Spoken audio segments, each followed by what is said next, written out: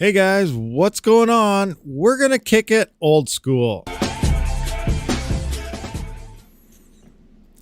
What's going on, everyone? How's it going? It is, what is today? Wednesday now. It's Wednesday. It's so weird. Like, I'm trying to do more live streams, but then I got mixed up in the days because I'm used to like doing it on the weekends. Anyway, today, we're gonna do some research together, and look into solar, because we always talk about, if you have solar power or whatever power, offset your electricity costs.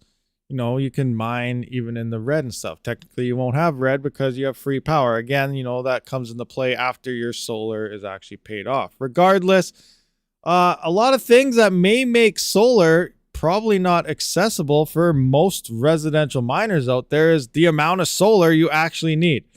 I've been looking into solar myself. I got a decent sized plot of land and stuff. And when it comes to, just offsetting your normal house power, yeah, sure, your roof and stuff is totally fine. Like, before I was mining or anything, I was at I don't know, sub $100 a month, like 95 to maybe 110, depending on the month. Like, the house doesn't use as much power. Everything is efficient, high quality furnace, everything. Doesn't use much power, the house in general. But then I started mining.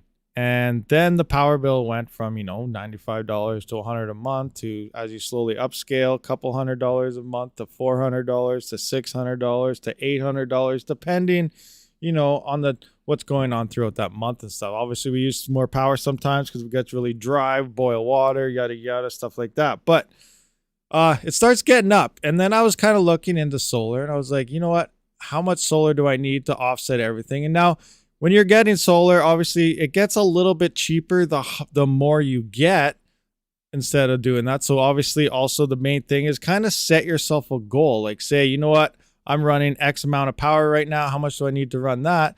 Or if you plan on building into it more, get extra, because you will save money getting a bigger system long term, and then build into it. And the excess power that you actually have, you can sell back to the grid depending where you are. So you can make a little extra money on top of your extra solar.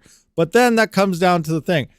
How much room do you actually have? How much room does it take for solar panels? And that's something we kind of want to look into. So before we actually get into this live stream and everything, let's scroll to the top here and see who's all here. So if you're new to the channel, just check it out later, anything, be sure to hit that subscribe button, thumbs up, bell notification to be notified for future videos. Anyway, there, down at the button.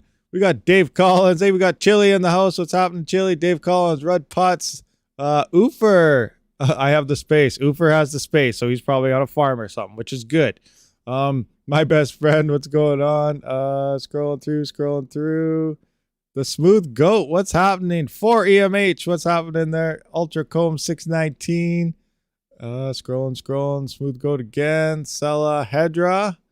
And everyone's just talking back and forth. Awesome. Richard Shepard. Metal Mining UK, what's going on? What's happening? Oops. Fudweiser is in the house. The Meg, Trevor Holmes, for home the real Dave Ick, Dave Collins, okay, Hook. I think we got everyone. All right, what's going on? So let's just kind of look at your guys' stuff, but I was looking into mine, and just my mining rigs alone, I am using about, I would say, close to 6,000 watts, I would guess. So I just went to this calculator here. And here you can say, this is like some Canadian calculator. I don't know. How many kilowatt hours do you use per month? I put 5,500 kilowatt hours per month. I am probably around the 6,000 mark, actually. I got to change this. I'm going to go 6,000. This is just to offset, all my mining and the house together. So this, no expansions. I put 10 hours per day of sun, like in the wintertime. I guess it's a bit less. And then in the summertime, obviously, we have actually a lot more. We have like 12 to 13 hours of sun, maybe even more. I don't know. I'm going to calculate that. So now we got our minimum size needed. So I'm going to need a 20,000 watt system minimum, or a recommended size of 23,000. Now there's another calculator that also adds in all the batteries and stuff you need, because you're generating excess power. Then you can also fill those batteries. And then for the, I guess here, the, 14 hours after the sun, you'd be running off those batteries because it generated enough. Remember that everything also has to be south facing. If you have stuff facing north and stuff, they're not really. They're going to get like 5 or 10% of the power that you're actually going to get at them from facing south. So you do need to face south also on top of that to be 100%. So, you know, just going out there and say, you know, I'm just going to get 6,000 watts worth of solar panels. You get a few panels at 6,000 watts. You're not going to be getting enough to really do anything. Yeah, sure, you're going to offset some power, but the system this is recommending me is a 23,000 watts just for a 6,000 kilowatt hour per month. So I was like, okay, awesome. So 23,000 watts. Then I went for the area. So looking at rule of thumb of how much it takes. So for every 1 kilowatt of solar panels, you need about 100 square feet of room. So that means I need 2,300 square feet, depending where you live. That's like a huge house. 23, imagine going in and you're looking for, like most people that live in apartments, you got what, 500 square feet, 600 square feet. So I need, just to offset 6,000 kilowatt hours per month, which is 6,000 watts running 24/7 throughout the month. I need 2,300 square feet of room worth of solar panels. That's a lot of room. And, you know, if you live in a city or something, you're not going to get that room. And if you plan on expanding or something, you know, I'm lucky I'm in a small town. I'm on a double lot. I have, what is it? It's 100 foot wide by, 100 foot by 120 foot long lot. So it's a big double lot. The house is kind of situated in the middle. I've been bugging the wife saying, you know, I'm going to take the whole side there and just load it with solar panels, have my own solar farm. Because legitly, this is 6,000 watts. This would just barely cover my mining right now on top of everything in the house. Now, you do want to go extra because you want to build into it. So, like, I want legitly like a 50,000. Like, I would like something like, you know, 50,000 watts or something, or maybe, you know, 75 kilowatt hour. Like, let's say we want 50,000 watts to expand into it. Like, I'm going to need now, what is this? I'm going to need 191,000 square feet of area worth of solar panels to offset 50,000 kilowatt hours per month. You know, but you have extra panels. It's going to be cheaper getting more in the short term. So you're benefiting this way. Also, depending on your power price, you can sell that back to the grid. They do that here. I think some locations they might not. So look into that. But you can sell the excess power. So on top of, you know, building into the power that you have on solar, you can also sell the excess power back into the grid, and you can make money off your solar that way as well. So that's why I do recommend probably to go bigger. But if you're just going out there, you know, you're going to do some home project, you're going to throw up a couple solar panels, it's not really going to do anything for you until you actually look at these numbers. But I don't really know much on solar. I'm just kind of looking to myself. That's where some of you guys say you guys do have solo. I don't know why I always say solo when I talk about solar, but like some of you guys say you have it, like Ufer. Where are you, Ufer? There, you said you have lots of room.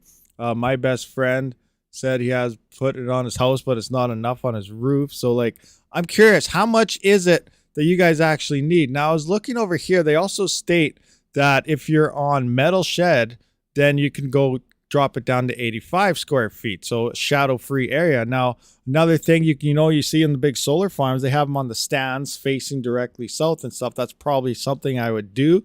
So does that count as something like this? No shadow and stuff. You know, you get rid of any trees or something. It's direct sunlight.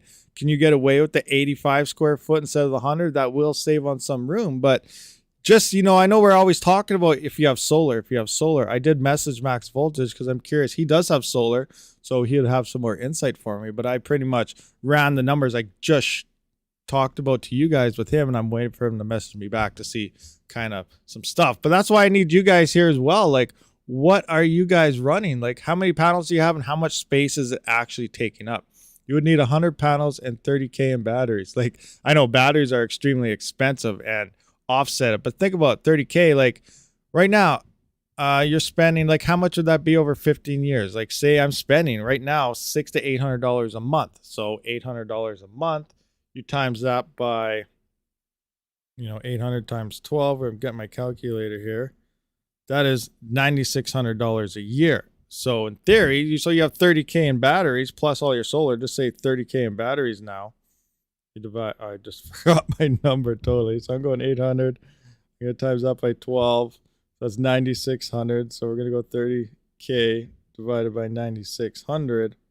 Like in 3.1 years, you'll pay off those batteries, right? So that's 3 years. Plus you have all your solar. Add another couple couple years and stuff into there. So say 5 to 10 years to pay everything off. It's going to take, it's an investment. But if you are doing like, if it ends up being cheaper, that you're better off paying monthly payments on a solar bill than you are to your power company, it makes sense. But you never know. It all depends where you live. So these are the numbers I'm kind of looking into and stuff. But I really do like, it looks like the higher you go in terms of solar power, the cheaper it does get. And then obviously, you know, you can do it yourself and everything. But I really look at these numbers, and I don't think a lot of people really realize what you're getting into. Because at first I just thought, you know what? 6,000 watts, how much solar do I need? I just need 6,000 watts worth of panels or something. Then it comes to your hours and stuff. But legitly, like I said, right now, if I just wanted to base everything and never expand or anything for about 6,000 kilowatt hours per month, so 6,000 watts 24/7, I would need a 23,000 watt, recommended system, which is 2,300 square feet. My house, though, this house is, the main floor, I think, is 1,300 square feet. It has a full basement, which is 2,600. And then the third floor up top is about half the size. But you add all that together, and if you were to lay it all out flat as a square feet, that's how much room you would need. I would need entirely half of my whole lot to just accommodate this.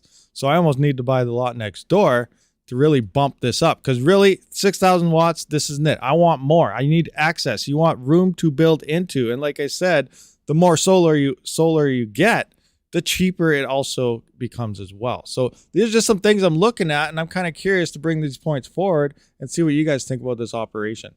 I could be 100% wrong. Am I wrong? 3Fox has crypto. Has solar here. So I have a solar installation, 5.56 kilowatts solar, 15.6 kilowatts of battery storage, and a bidirectional hybrid inverter. I generate about 32 kilowatt hours per day on average. I did the installation myself. So that's interesting. You did 32 kilowatt hours per day in generation. So is the calculator I'm using wrong? Because that seems like you're getting a lot more than what that calculator was telling me. But then again, maybe it's an hours thing of the sun. So if you're getting more hours, like let's say you get 13 hours of sun a day, that drops down to now 17,000 watt type of system, or 17 kilowatt system. Interesting to get that. But yeah, anyway, regardless, like let's just think of, let's picture this in terms of breakers. Let's say you want to fill 230 amps, 240 volts. So, you got 60 amps times 240 volt, that's 1,440 watts. So right there, 230 amp breakers, 14. That's what we got here. We're going to calculate that. We need 42,000 watt system to run a 14.4. That's 230 amp breakers right here. 230 amp, 240 volt breakers, 14,400 watts, 42,460 watts needed. That's 4,200 square feet. 4,200, well, almost 42,500 square feet of room worth of solar panels needed. So like, you can't just slap this amount of power up on your roof unless you have, live in a mansion or something. So you're going to need a lot of space. So we've seen like Voscoin was looking at it. He was literally buying, what was it? He was looking for plots of land. And that's what you have to do. If you legitimately want to run solar at these types of capacities, you need to buy parcels of land in order to do so. More roofs, build a bigger house, Sure, these are other options, Everyone might have a different pocketbook for that, but yeah. Save your money for the Tesla home fusion reactor, the Tesla HFR, otherwise known as Elon's soul. Yeah, hey, you never know. Maybe something like that will come. You're only doing wattage for 1 hour, not 24. All depends on sun. Yeah, it all depends on sun hours per day. What do you mean? I'm only doing wattage for 1 hour, not 24. No, that was based on kilowatt hours per month. At 100% of the house will be used on energy. And this is what I need for this amount of kilowatt hours per month. There was a different calculator. Where is it? It came out to the same numbers. Where is it? Because you could pick your hours per day. Oh, man. Let's just look it up. Is there another solar power calculator? Let's find it. Let's find more. We got to do all our stuff on this. There was another one here. Off power grid, on power grid. Now, off power grids, you need a little bit less. On power grids, it sounds like you need more, but I still got solar power calculator. How much do I need? I don't know. Let's find out here. Sun watts. What do you guys? Solar power Where's the other one I had? How come I can't find it? What are these guys? Kilowatt hours per month zip code. No, I don't want any of that. Sun watts. This is something in the US though, so we'll see what it says. Your kilowatt hours used per year. No, per day. Solar hours per day. Oh my gosh. Anyone have a good calculator? I can't remember the one I was actually on. It was actually a good one here. But it told you your hours per day. Solar panel calculator. What's this? What are you telling me? Your roof area, this area. No, like I'm getting to the point. I don't require it. I just want to know how much room does it take to do this, and it's quite a bit. It's a lot. It's a lot more than you just slapping up a couple panels and thinking you're good. But how big of a solar system do I need? Calculator. Let's try that one. How many solar panels do I need? Is this a good calculator? What? See, average consumption per month. Everything's basing it here off house. Your house, the size of the house needs this. Yeah, we don't care about that. I'm using 10 times more power than what my house uses. I'm trying to figure out. That's the same thing I was having issues with when I was actually contacting the solar power companies themselves. They're like, oh, well, this house uses this. I'm like, how much is it going to cost me to run 75 kilowatts, of solar panels? That's all I want to know. And they keep coming back to me like, your house is this big, you need this much. I'm like, no, it has nothing to do with my house. It's for other stuff. This is the one that I'm on. I'm pretty sure. Solar size calculator. Yeah, this is the same one. Okay, wait. Maybe this is the other one. All right. So let's go 6,000 again for 24 hours. Efficiency. We'll do about 86 because gold standard power supplies are about 86%. I don't even know if that's part of that. Average sun hours. We're going to go 10 hours again because I don't know. In the winter, it's less. Calculate. And now we have recommended. Here's where here's the battery sized ones. 24,000 amp hours, 12,000 amp hours here. So on top of all this, you need your batteries. Recommended system size, 16,744. Where's my other calculator? Base this off 6,000 again. And we need to get everything right. 10 hours, go back down to 10 hours. Calculate. This one's telling me 23,000 watts. This one's telling me 16,000. So I like this one better because it's telling me less. So is that something that maybe because you were right about the calculation on the hours thing here, and this one is more precise, so you need less? I don't know. So I like these ones better. Does this one look more legit? For off-grid, you have to work on 3x daily use for sizing your batteries and solar array. Interesting. Oh, I'm on off-grid right now. Crap. Okay, go back. Now we're on-grid. Okay, let's do this all again. 6,000. I was on-grid there. 6,000 percentage, 24 hours. We're going 10 hours here. Calculate. What? Oh, no. That's right. Off-grid. Okay, so this is the same calculator as the other one. It's just that the off-grid gave the 24 hours to run the devices. And the on-grid does not give me that option. Huh. Anyway, regardless, you need lots of room, guys. You need like 1 kilowatt hours, 100 square feet. So that's a rough estimate. It's crazy. It's crazy. This is for 1 day of extra power for when it rains. Okay, interesting. 75 kilowatt hours. You need ground mount with 500 watt per panel. I've installed on mansions. 92 panels was the most I've ever put on a roof. Ultra comb, very interesting. 75 kilowatts. You need, yeah, that's what I mean. Like, you're going to need ground mounts, but you can get 500 watts per panel. Now, how big is each one of those 500 watt panels? I'm interested in.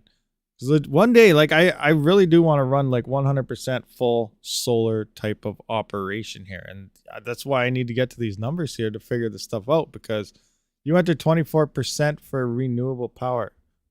24%? Where? What percentage? Whoa. Yes.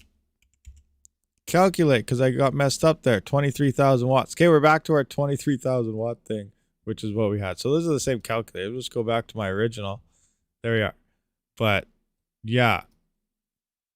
So allegedly, just for this, I need 2,300 square feet of room just to accommodate everything right now for 6,000 watts running 24/7 right now. So, and obviously I don't want just 6,000 watts. I don't want, just to be able to do it now. If you're going to go solar, you may as well just go to whatever you kind of expect you're going to grow into. So, like I said, 50,000 kilowatts or something, 50 kilowatts. Yeah, that's what I go. Maybe 25, if I double it, that's 12,000, triple it. That's 21. or 18 or whatever. Anyway, times it 3, 4. But what are you going to grow into? So honestly, I'd probably go about 4 or 5 times of what I'm currently at. So I need about 30 kilowatt hours. So that's probably a number I'm going to roll with. So let's go with that, 30. How much do I need right now? No, 30,000 kilowatt hours. That'd be in the megawatts or something. What did I do now? 30 kilowatt. No, yeah, it's 30,000. That's right. I'm butchering this. All right, so I'm going to need 115,000 watt system plus batteries and everything. I don't know how the batteries work out. Whoever that was, point out the batteries. How many batteries am I going to need? 6,000 watts times 24 hours is 144,000 watts hours per day. Yeah. Okay. So I'm going to need a lot more than this then.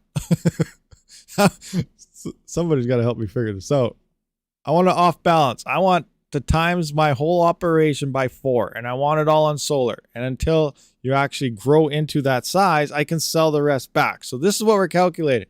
30,000 kilowatt hours. So 30,000 watts a day worth of power on solar is the system I want to install. Let's figure it out. So according to this, though, it's saying 115,000. 2400 amp 48 volt batteries. My 5.56 kilowatt array is 9 meters by 3.6 meters. It covers a fair amount of my roof sun side. Yeah, it takes a lot of space. And that's the main point I'm trying to bring forth here, because we're saying, if you run solar, you get solar, you do this. 1, it can get fairly expensive, and 2, I'm assuming the majority of all the residential miners out there, which is myself and most likely most of you guys, might not have the room to do it. It's not that simple. And just slapping together a few solar panels and stuff might help a little bit, but you might save $5-10 a day or something. Who knows? Depending on how much power you use. You need a massive amount to do it. So just a couple solar panels going up on your roof or something isn't really going to do anything. Is kind of the main point we're looking at. You need a lot of room. So just based on these numbers here, I need about 115. I need about 115,000 square, 11500. Like, I don't know what this. Here it's 1,500 square feet. Add that in. I need 115,000. I need 1,000 square feet. I don't know. I'm all messed up now. I missed 35 Q2s of land here. Nice. You got a lot nice land then. Solar farm, and you're going to require electrical panels, not panel. Yeah, there's a whole bunch of other expenses in there, yes, but I'm just trying to get to the bottom of, how much space in general you're going to need just for solar to offset your mining. Because if you legitimately want to run, just running a 50% solar system is probably going to end up costing you more money. You're still giving half your power to the people. Then you're paying off an expensive solar system. And then, yeah, I don't know. It's crazy stuff going out there. You need a 1/4 acre of land. Yeah, I'm going to go buy a farm, I think. That's my envision. I'm going to buy a farm. It's going to turn into the RabidMining farm. I'm going to have 2 big flags at the entranceway coming in. It's going to have the big RabidMining flags rolling through the gate. It'll be awesome. It'll be awesome. But, I don't know. Craziness. You need the right kind of room, too. I have plenty large backyard for an additional array, but it's a downsloping hill north facing, not ideal. Yeah, I have a wide open, the south side of the house is wide open and stuff, but yeah, I have quite a bit of room, but I don't think I even have enough room to accommodate, what I'm looking at right now, which is, what am I looking at? 30,000 watts worth of solar. I don't think I have the room for that. Flywheel battery is making free power. Yeah, gonna need flywheels and mouse running on mouse traps and all that fun stuff. I mine new Fox Dcoin Algo X16 V2 with the Intel i3. Then I have 230 kilowatt. Insane. That's cool. I don't even know what that coin is. What's the probability on that with what you're currently rolling in? Better start cutting every tree you cut. At 4AMH, I am an electrician. Worked on solar for 5 years before coming to commercial and industrial. Oh, nice ultra coin. That's awesome. Sweet. Are you in the solar business? Yeah. Well, yeah. Great stuff. Good to have you here, Ultracomb, because you can definitely bring a lot more insight into this. So, the bottom line is simply it's not going to be as easy as slapping up a few solar panels and expecting it to do really anything worthwhile. So yeah, the space is absolutely crazy. But you know what? I do want to get it sometime. And ultimately, long term, it is a good investment, but you pretty much have to move. Most people will have to move or find a plot of land, move all their rigs somewhere else. Like, there's going to be a lot of stuff involved with it. Our power company only credits you extra power if you put back to the grid. They won't pay you in cash. I'm not sure how they pay you, but yeah, they only pay you extra if you put back. Exactly. That's why I say if you get bigger and then expand into it. So like right now I'm only using 6,000 watts or kilowatt hours per month, 6,000, and I have a 30,000, then essentially that extra power that's being generated will go back to the grid and you should get paid back in terms of whatever your power cost is, which makes me wonder other things. Like they say they pay you back in terms of your power cost. So like right now we're on a fixed rate at something low, but what if you were to switch to a variable rate, or you locked in at some super high rate, even though you know you're on solar and you're not going to be paying power? Will they then, can you charge back to them then at the super inflated high price? Like, how does that part work? I don't even know how that action works, but you know, essentially you could be doing what they do right back to them by ripping them off. Oh, sorry, you should have been on a fixed thing, not a variable. Hey, sorry, you should have told me to go on a fixed and not a variable. Give me my money, Mr. Power Company. Is that a thing? Is that how it works? I don't know, because it says based on your power cost. So I don't know. That's funny though. You might get away with small mining farm if you don't hook up solar to your house. Maybe it's a long shot. Yeah. Well, yeah, you can offset it a bit. It's just that, you know, the main point is I want to bring to light is, you know, it's easy just to say, you know what, unless you're running on solar, you don't have to worry about this power, then that power. But the costs and the room actually needed to run solar is a lot. It's a lot. And, you know, I know like some of you guys in the comments, and not you guys specifically, but other people in the comments are like, well, I'm just going to hook up my own solar. I'm going to throw a couple panels here. I'm going to do that. You know, it's going to be an awesome project or something. You know, that's awesome. Any little bit helps for sure. But that's really not going to do anything unless you look at the big picture and how many panels you actually need. And if you have the room to do it, that's absolutely amazing. But if you don't have the room, I don't know. It's crazy. It's crazy. I have it now for 10 plus years. Awesome. You only get money back from the solar if you own your equipment, never if you applied for those government programs. Interesting, the smooth goat. Very interesting. I'm not aware how any of this stuff actually operates. It's just up in the air because I am looking into it myself. It's just that, you know, it comes down like, wow, you need quite a bit of room to do this. So that's ultimately all of this. So let's talk about that Ethereum thing. Yeah. ETH is extended at least a couple months. And honestly, we've been talking about this for quite some time now, that Ethereum being extended, you know, they say maybe say 3 months. That's all they're ever going to tell us. They're going to say 3 months. They're going to keep going 3 months, 3 months, 3 months. They could be extending it 3 months for the next 3 years. I don't know if you guys read the description of this video, but I kind of have a little funny comment in there how I don't even know what it actually said. Let me find my my description here and read it now.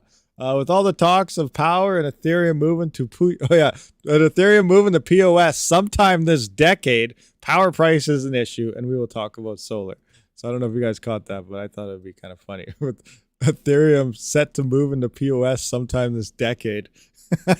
That's pretty much true, guys. Like, they're going to keep telling us 3 months, all hands on deck, all hands on deck. We're so close. And I told you guys, what was it? Just the other day or 2 days ago, a couple times ago when we went live here, that the PR team, which is Tim Bako, he comes out saying how close they are all the time. They're almost there. They're ready to roll. Ethereum's all hands on deck. Everyone's working, you know, they're living butts off to try and get it out. But if you actually listen to the dev calls themselves, those guys are in no rush. They are not working overtime. Everything that PR Bako is telling us is absolute false. You know, he's trying to leave it up there because honestly, the traders who are buying the coin and selling and doing all this stuff and working DeFi, they'll lose all that if they say, you know what, it's still a year away. It's 2 years away. If they say all that, everyone's going to lose faith. Cardano or, you know, something will take over and be like, you know what, these guys are already doing this. They're doing it better. They're doing it faster. They're doing it cheaper. And ultimately, you know, they are better POS platforms. Ethereum's rated one of the worst POS platforms. The POS that they're building right now is rated, amongst the worst out of all of them out there. So, it's kind of funny. So they really don't want to mess anything up. And if they say it's a year down the road, it's just a problem. Now they're coming out. We have so many devs working on this. We have so many of these people, so many great minds. I saw that this morning. We have so many great minds. There's no way we'd have so many great minds if we were all working on only one type of chain operation, stuff like that, which is true. It makes sense. But the fact of the matter is the PR team is 100% different than what the devs are actually doing. I just got to laugh every time I see one of those. But yeah, sometime this decade, within the next 10 years, we will see ETH move to POS. Potentially. They're going to keep telling us 3 months increments. So now we're looking like around maybe September-ish. Awesome. We'll get closer to September. They're going to say December. Now, as soon as they say December in September, or even if it's probably going to be a month early, because a couple months early, because what is it right now? It's April, May, June. So we're 2 months ahead of June, which is said to come in. And so maybe September, a couple months before that, they'll tell us December, 3 more months. We know if we're already looking at a December timeline sometime before September, if we're looking at December sometime before September, we already know it's next year. They're not going to do anything in December. Nothing at all. It's the holidays. I don't think they've ever did anything since history ever went mainnet in December. Everything has always been before December or a bit after December. So if they start coming out and saying 3 months for that September timeframe, we're looking at next year for sure. But it's still going to be 3 months at a time. 3 months here, 3 months there, 3 months here. And it could be next 3 months over the next year or two. We have no idea. They keep telling us they're so close, but in reality, those devs are lazy and they're not really that close. They're not. But we'll see what happens. ETHDev said not happening in June, but will happen this year. They've been saying this year for about 3 months now, so that's not a thing. Actually, they were saying June or July for a while. Then a couple months ago, they said it'll happen this year. And then after that, sometime in the past month or so, they started saying it'll be ready when it's ready. And everything was still set for June. But remember, they were saying June or July. Now, the last Ethereum dev call, they actually said they were expecting the difficulty to blow in June. So that was their time frame. I don't think POS was ever intended to happen in June. It was more of a July thing because they were talking about that in the call. If you never saw it, we'll kind of run through it right quick here where they said, okay, the bomb blows up in June. We have until about the middle or end of July to actually release any type of POS or the merge because it'll take a good 4 to 6 weeks before the block times go from 15 seconds to about 17 seconds. And that gives them like 4 to 6 weeks to actually implement the merge. So that's how they're going to kind of play out. The bomb will blow up first and then they'll release it like a month later because they still have that time frame where they can play around before actually anything bad happens in terms of the block slowing down. So there's a big gap in there that they got. So them saying, the other day, Baco just saying right off the get-go, it's not happening in June, that didn't mean a single thing because they never really said June. The dev call said the bomb can go off in June, but the merge would be POS in July. So saying the merge won't happen in June just follows what they said at the start of the month in the dev call where they could implement the merge in sometime in the middle or end of July because the bomb goes off in June. So now him actually coming out and saying it'll be another couple months is still, actually, we got to reread that. He said a couple months. Hold on. Where's the Twitter account? It still might be for July, guys, now that I'm thinking about his wording. You got to really look at his wording because he's trying to trick you guys all the time. It's crazy. Where is Timmy here? Where's Tim Baco? Timmy, where are you? Timmy, Tim Baco. Here you are. So where is later explain having multiple clients there? Where is his latest statement? Because I actually got to reread this. Now that I'm thinking about it, things are looking kind of fishy. But remember, he's the PR team. It's always 100% on the go. Well, meanwhile, the devs are not what the PR is saying. But where is it? Oh my gosh. Okay, I do have a message here from Flexpool. Let's just look at that. It won't be June, but likely in the few months after. No firm date yet, but we're definitely in the final chapter. June, July, August. Few months after. That's still interesting, guys. Really thinking about that, that's still interesting. He didn't say July, August, September. He didn't say any of that. He just said it won't be June, and we're referring to the merge. And what I just said is the difficulty bomb can do that. That means July, end of July, early August, the merge can still go through, and the merge is still a few months after June. July, August is a few months. Well, usually you take a few months, you would say at least 3. So we still don't know for sure. But just his wording is really tricky, guys. You can't really take this into saying, you know what, POW is extended. Because here he's talking about the merge, and everyone's reading this stuff and saying, okay, the merge is extended. But in reality, the difficulty bomb is set to hit around June or so. And after the difficulty bomb, they still have a couple months. So we really have to wait to see if that bomb actually goes off or not.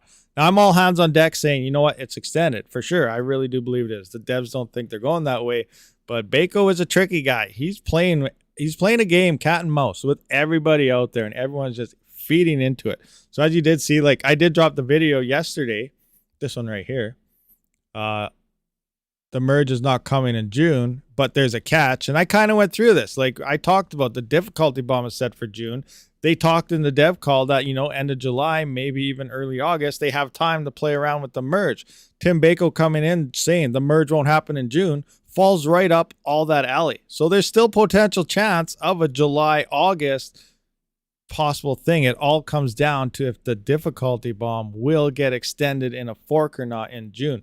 That's what we actually have to look for. Will that bomb hit or not? Until the difficulty bomb is delayed, we still have to monitor. Yes, Serpent X, welcome. What's going on? You're 100% true. I didn't even notice you jumped in. Looks like Serpent X is confirming the same thing. And we have to really monitor that difficulty bomb. Now, putting all eyes and hands on deck because of a difficulty bomb is still, not a smart option because they've been delaying this thing since 2017. So it doesn't matter. But at this point in time, we do have to monitor. If they announce a difficulty bomb delay, then we're going to have time. But if that bomb does go off in June, we should probably tighten our grip a little bit more. But remember, the bomb has gone off previously in the past once or twice, a couple times anyway, and then they extended it again. But really to get all hands on deck, we have to pay attention to when that bomb actually goes off and if they extend it. If they extend it, we're good. If they don't, we still have a July to August type of time frame where they can release the merge. Just like what they said at their dev call in, it was April 1st. It was April Fool's Day, so maybe we can play stuff into that. But at the same time, they did state the difficulty bomb set sometime in June. They have X amount of blocks before they can actually implement the merge, and they have time to play around, which is about 4 to 6 weeks, which is the end of July, early August. So Baco again saying, it's going to be in a few months, could still fall into sometime summer. So it does come down to if this difficulty bomb gets extended, and none of that is confirmed yet. So I would still kind of be wary about it, but at the same time, I really think we are going to have an extension because, like I said, Baco's a PR guy. He goes in ahead all the time and says how close they are. They're always so close. But are they actually close? If you listen into the calls, the devs are more sounding like, I'll get to that part after I get back from my dinner, or I'll get to that part sometime next week. That's how the devs sound at these calls. And then they got the PR Tim come out and say, yeah, we're ready to go. We're ready to roll, da-da-da. Because they don't want to tell us exactly what's going on, because if they say it's delayed from a year from now, then obviously you got the feedback and all the throwback and, the traders and everyone are mad. And if they say it's, happening next week or next month, they got the miners that could have a chance to try to whip something together and potentially try to attack the network. We don't know, but they're kind of going to keep everything right in the middle. So it could be extended for a year or two. We have no idea, but they're only going to do it in 3-month increments. It's okay, we're not ready yet. We're not ready yet. We're not ready yet. They're going to keep doing that just to keep, the miners trailing by a carrot in front of their nose, and just to keep, the traders and everyone happy as well, saying how close they are. So you got to keep an eye. Don't really take everything Tim does say in all his tweets, because he's playing a big cat and mouse game. So you got to be really, really careful. Anyway, hope that makes sense to some of you guys out there. Hey, Serpent, hey, everyone at the office today listening in, enjoy the stream. Oh, right on. Oh, Yeti's here too? Where's Yeti? Oh, there's Yeti. What's happening, Yeti? What's going on? You guys are all rocking in. We're trying to talk about solar, and now we're on to the Ethereum thing and all this other stuff. My new crypto dashboard is almost ready, just working out if I should offer it out. Crypto dashboard? What are you speaking about, Yeti? Fill me in the back end on it. I know you were working on something, but I don't 100% know what all it was. So what is this crypto dashboard you're referring to? That's interesting. Cool stuff. Cool stuff. Definitely like to check it out, see what's going on there. I have a big space. Spartans Parasoft. Big space. Yeah. So some of you guys just tuning in, if you did want to know about the solar thing, I was kind of doing some calculators here. And, you know, obviously I'm just going to go with the 6,000 here. We're going at the 6,000 kilowatt hours. Now, I know we're always justifying, you know, if you have solar, it's really easy to get into. You know, solar, offset your power costs. It's going to be cheaper. Now, I was looking in how much room and stuff do you actually need. So based on this calculator, I use about, say on my mining rigs, about 54 to 5,500 watts. The rest of the house, 500-600 watts, whatever, kilowatt hours. So to offset my total house and the current mining scale I'm at, that's about 6,000 watts or 6,000 kilowatt hours per month. At 100% usage, only 10 hours of sun. Now, sun does play a factor. Wintertime, we have a lot less here in Canada. And summertime, you know, we could be up to 14, 15 hours of sun. I'm just going like a nice middle ground of 10 hours. And I calculate that. It says I need about a 23,000 watt system. So you're like, okay, right on. But now, if I go to this other for an area, you need about, for 1 kilowatt hours of solar panels, you need about 100 square feet. That means I need about 2,300 square feet worth of room. Most residential miners out there, are you living in massive houses? You're probably in a city, in a town, who knows, some are in condos. You don't have this type of space. You're going to need to buy plots of land. And that's only rolling at 6,000. Like you don't want to just go out there, get what you have. Then if you expand, you need solar again. And the more solar you get, you kind of get deals on it. So it gets cheaper the more you get. So like I wanted to look into something like, say, example, I want to time this by 3 or something, 4, and, you know, go up to like potentially a 30,000 kilowatt hour type of month. That's like, what is that? Work that out to be, that's like 2 30 amp, 240 volt breakers or something like that, or maybe 3. So now I need a 115,000 watt solar system to run all of this at 100%. So you're getting into these type of numbers, and, you know, I know you have some do-it-yourself projects. You throw up a couple solar panels, you think you're good. You need a lot more equipment than you're initially thinking when it comes to this. So I still don't know. That's why some of you guys out there give me some great helpful tips on how this whole solar system works. But based on this whole calculations, plus this one isn't even calculating your batteries or anything. You need a bunch of, actually your off-grid, I think, worked into all that stuff. So if I went into your off-grid here, you can actually see you need 24, is that 24,000 or is that actually 24 million amp hours? I don't know. You need a lot of power worth of batteries here and stuff going on, but it's crazy. You need so much space that I don't think a lot of people realize what's going on. So slapping up a couple solar panels will help a little bit, but it's not really going to do anything eventually. So I don't know. Crazy stuff. Hey, Fully Electric, what's going on? You have 14 panels. Oh, awesome. 14 panels, 4 kilowatts. Nice. So how much space did that take? 14 panels. And how much? That's 4 kilowatt hours, so 4,000 watts. Out of 14, and then like the space and stuff. So like I don't know the spacing. I'm trying to learn this. I don't really know this, but you know, solar and cheaper power and stuff is pretty much going to be the future here. The entire roof, yeah. So the entire roof, yeah, it makes sense because like, you know, a lot of houses, like, yeah, you fill up your roof facing south and it will cover your house. Like I was saying at the beginning of the stream, like my power bill before mining with just a house was only like $95 to $110, $150 a month type of thing, 120.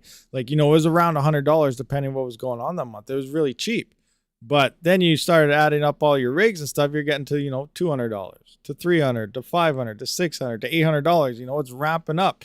So I'm using about 6,000 now. And yeah, I could cover my roof and it would cover my house, no issues. But if I wanted to actually cover my mining rigs, you got to start looking into a lot of land mass to be making, you know, these solar type of mini farms. So it's crazy.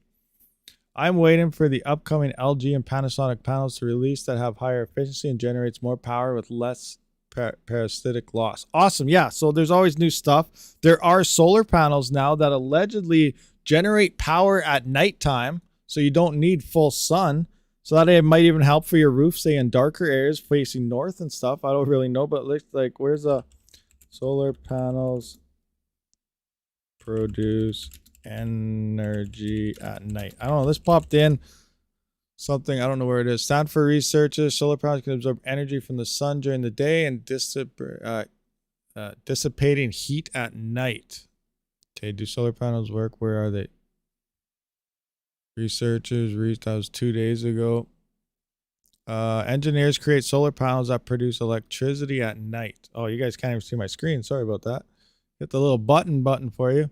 But yeah, I don't know what it actually produces here. Obviously, they get better. You're like, there's solar panels now that produce water. They suck the moisture out of the air, and you can get water and stuff out of them too. So that's crazy. So obviously, there's new innovations and everything always coming in. But the point is, right now, you know, to get solar, it's going to be everything's a lot harder than just saying, you know, I'm going to get this, or I'm going to get that, or I'm going to do this. You know, upon doing more and more research, that's why we always say, do your own research and everything. Solar takes up quite a bit of room. So that's one aspect that you really got to look into as well.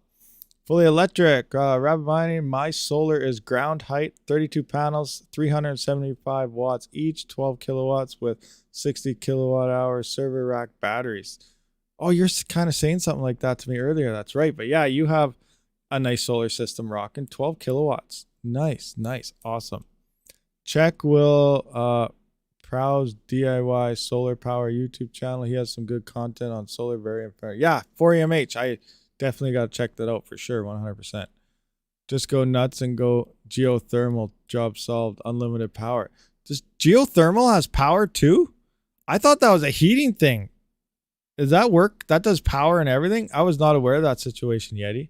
That is kind of cool. And it's weird because I used to, well, I worked on drilling rigs and everything and service rigs and everything. Being from Alberta, you know, oil is pretty big out here. So like I was on drilling rigs pretty much my whole life. And we drilled some geothermal wells and stuff for some people, like deep ones, like 5,000 meters deep. Like it's crazy. Not 5,000 meters, but yeah, 5,000 meters, so like 5 kilometers and stuff deep, you know, over 2 miles and stuff. Like we drilled some nice deep holes. We did directional holes. Some of them are geothermal. Obviously, others were for gas pockets and oil and stuff, but drilled all sorts of different things. But engineers are always saying they're for heat dispersion, but I was not aware about the power part of them. That's very, very cool. I would just grid tie the system batteries, cost too much. 5,000 meters. Yes, 5,000 meters is 5 kilometers. That's correct. That's how deep we'd go. And sometimes we do directional stuff where you go about 2,500 meters down once you hit a certain soil.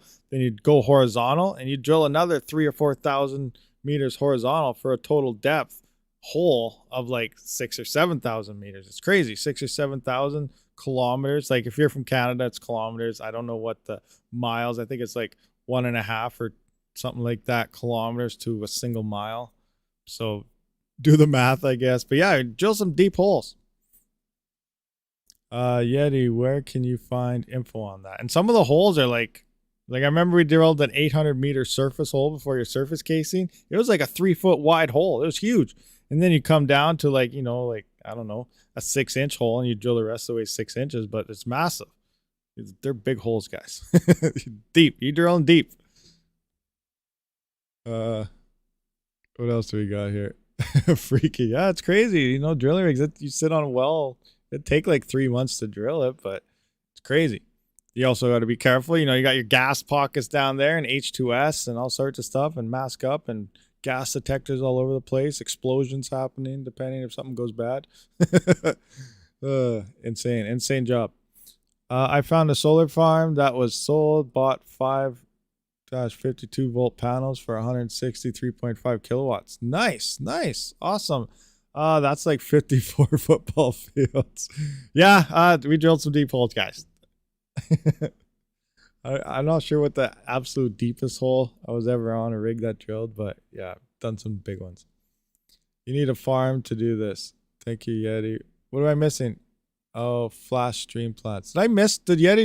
Did you mention your platform that you were doing? Did I miss it somewhere?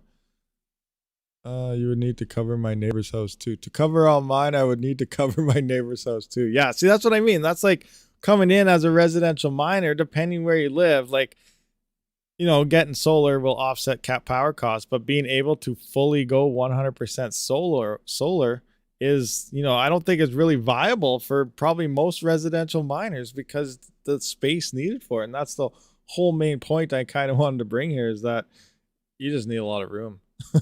You need so much room. You sent your screenshot, and don't worry, I've added you to my list of beta testers. Okay, right on. I'll check it after. I don't know if you want me to show it live or whatever. It's top secret information, so I'll just wait for you to confirm that or not. But I'll definitely check it out after the stream. Bigger volt panels saves room. Not worth it. You need nuke. Yeah, we need some nukes, guys. We need some. Yeah, I can do it. Okay, I'll check it out. Let's check it out. What's Yeti sending stuff? Yeti. Hey, buddy. Here it is. Link with HiveOS for auto syncing. EtherMine, more pools coming, and it works out. Profits, costs, electricity, everything. All right, let's have a look at what Yeti's building, guys. Mine farm. Your farms and pools. Group, EtherMine, Hollies. Okay. Algos, reported hash rates, average monthly balances.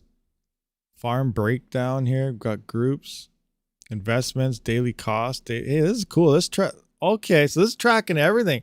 So your investments, so you input what you paid for everything, and then your daily electricity costs and everything is coming out, and that's coming out remaining to ROI, and that's awesome. This is going to be a great tool for people. Good job, Yeti. This is cool. Wow. Amazing. You guys see that? That's awesome. Good job. That's sweet. Yeah, a lot of people I think will probably like that. That's awesome. You know, throw it in there. You can see how long it actually takes off instead of trying to, you know, it pretty much makes it so it's tracking everything for you. You don't have to write down and do math equations every day, every week, every month. It's doing it on its own. So that's awesome stuff right there. Wicked.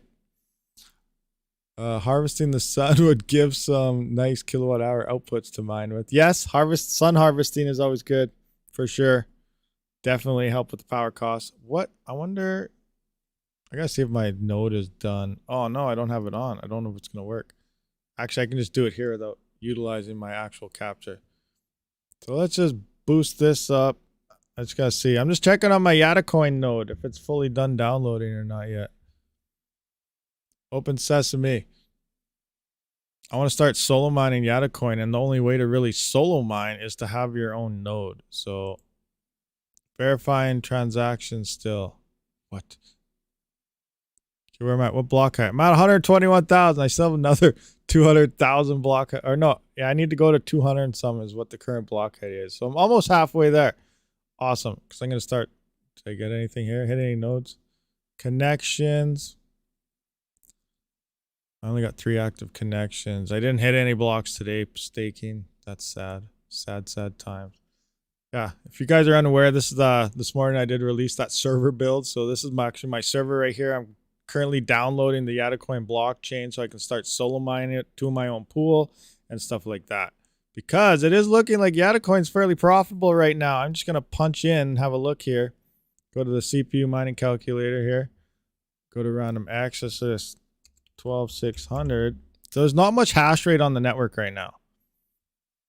So I don't know. It's saying $2.53 per day on a single 3900X. So if I punch everything in here, I could be over $20 a day on Yatacoin. So that's what my purpose here. I'm spinning up my own Yatacoin node. I'm going to start solo mining to my own pool, as you can see here. And then hopefully I can smash out some blocks and ultimately be making $20 a day on my CPUs, which is pretty good, I would say, for only about 90 watts per CPU.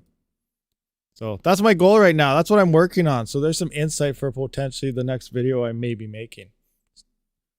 Setting up a Yatacoin node and solo mining to my own pool. For ultimate CPU profitability.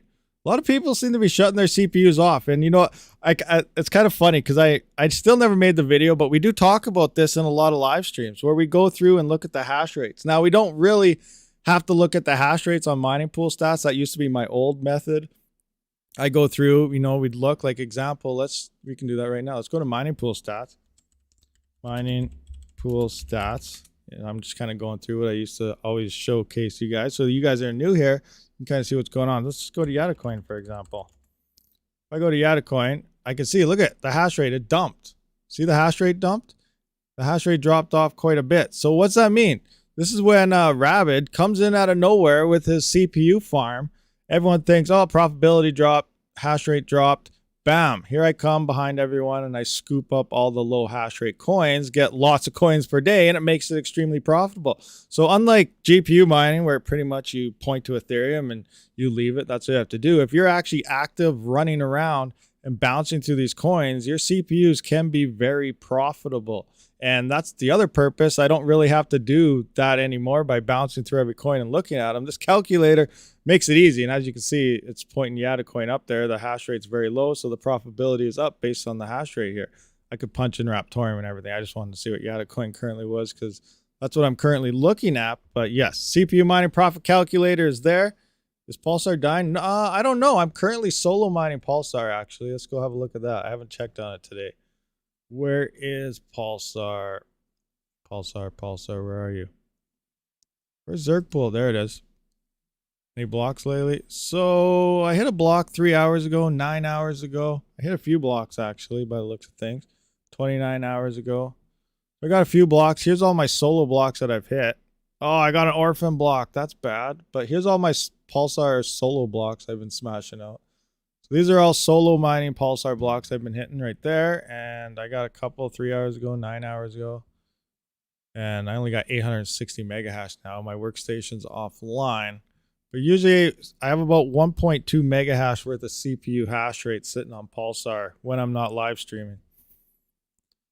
YATA coin website is blocked by my anti. I have no idea why it's blocked. YATA coin may do something like, I know we're all talking about Flux and Web3 and stuff. Well, YATA coin is actually implementing into the whole, I believe they have something to do with the Web3 and metaverse operations as well. So who knows what could happen with it coming into the future. You know, they got some things potentially going on. So here we go. Talking about Pulsar.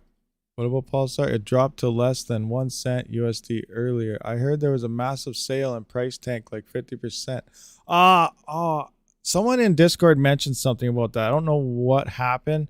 But yeah, some type of rewards or something went out to people or bounties or something. And they probably, just sold it off. So it's just a sell-off thing from getting free crypto. Pretty much what you do, you win, say, you win a giveaway, you get Raven, some people swap it to something else. Some people sell it, go, yeah, or some people obviously hodl it. So what happened here is I believe a whole bunch of people won something from bounties or something. So they just, went ahead and sold it. So just hang in there. Prices will jump up. Remember, we're in a bear market, guys. A lot of people think, everything's bad right now because we're in a bear market. Yeah, well, it's not like a super bear market. It's not a 2018 bear market, but yeah, prices are down. But remember, 2024, 2025, things are going to be huge. Explosions are going to happen. Dropped 30 to 50% price earlier. Let's have a look. Where's the price? Let's take a look. Where is it? Xbitron,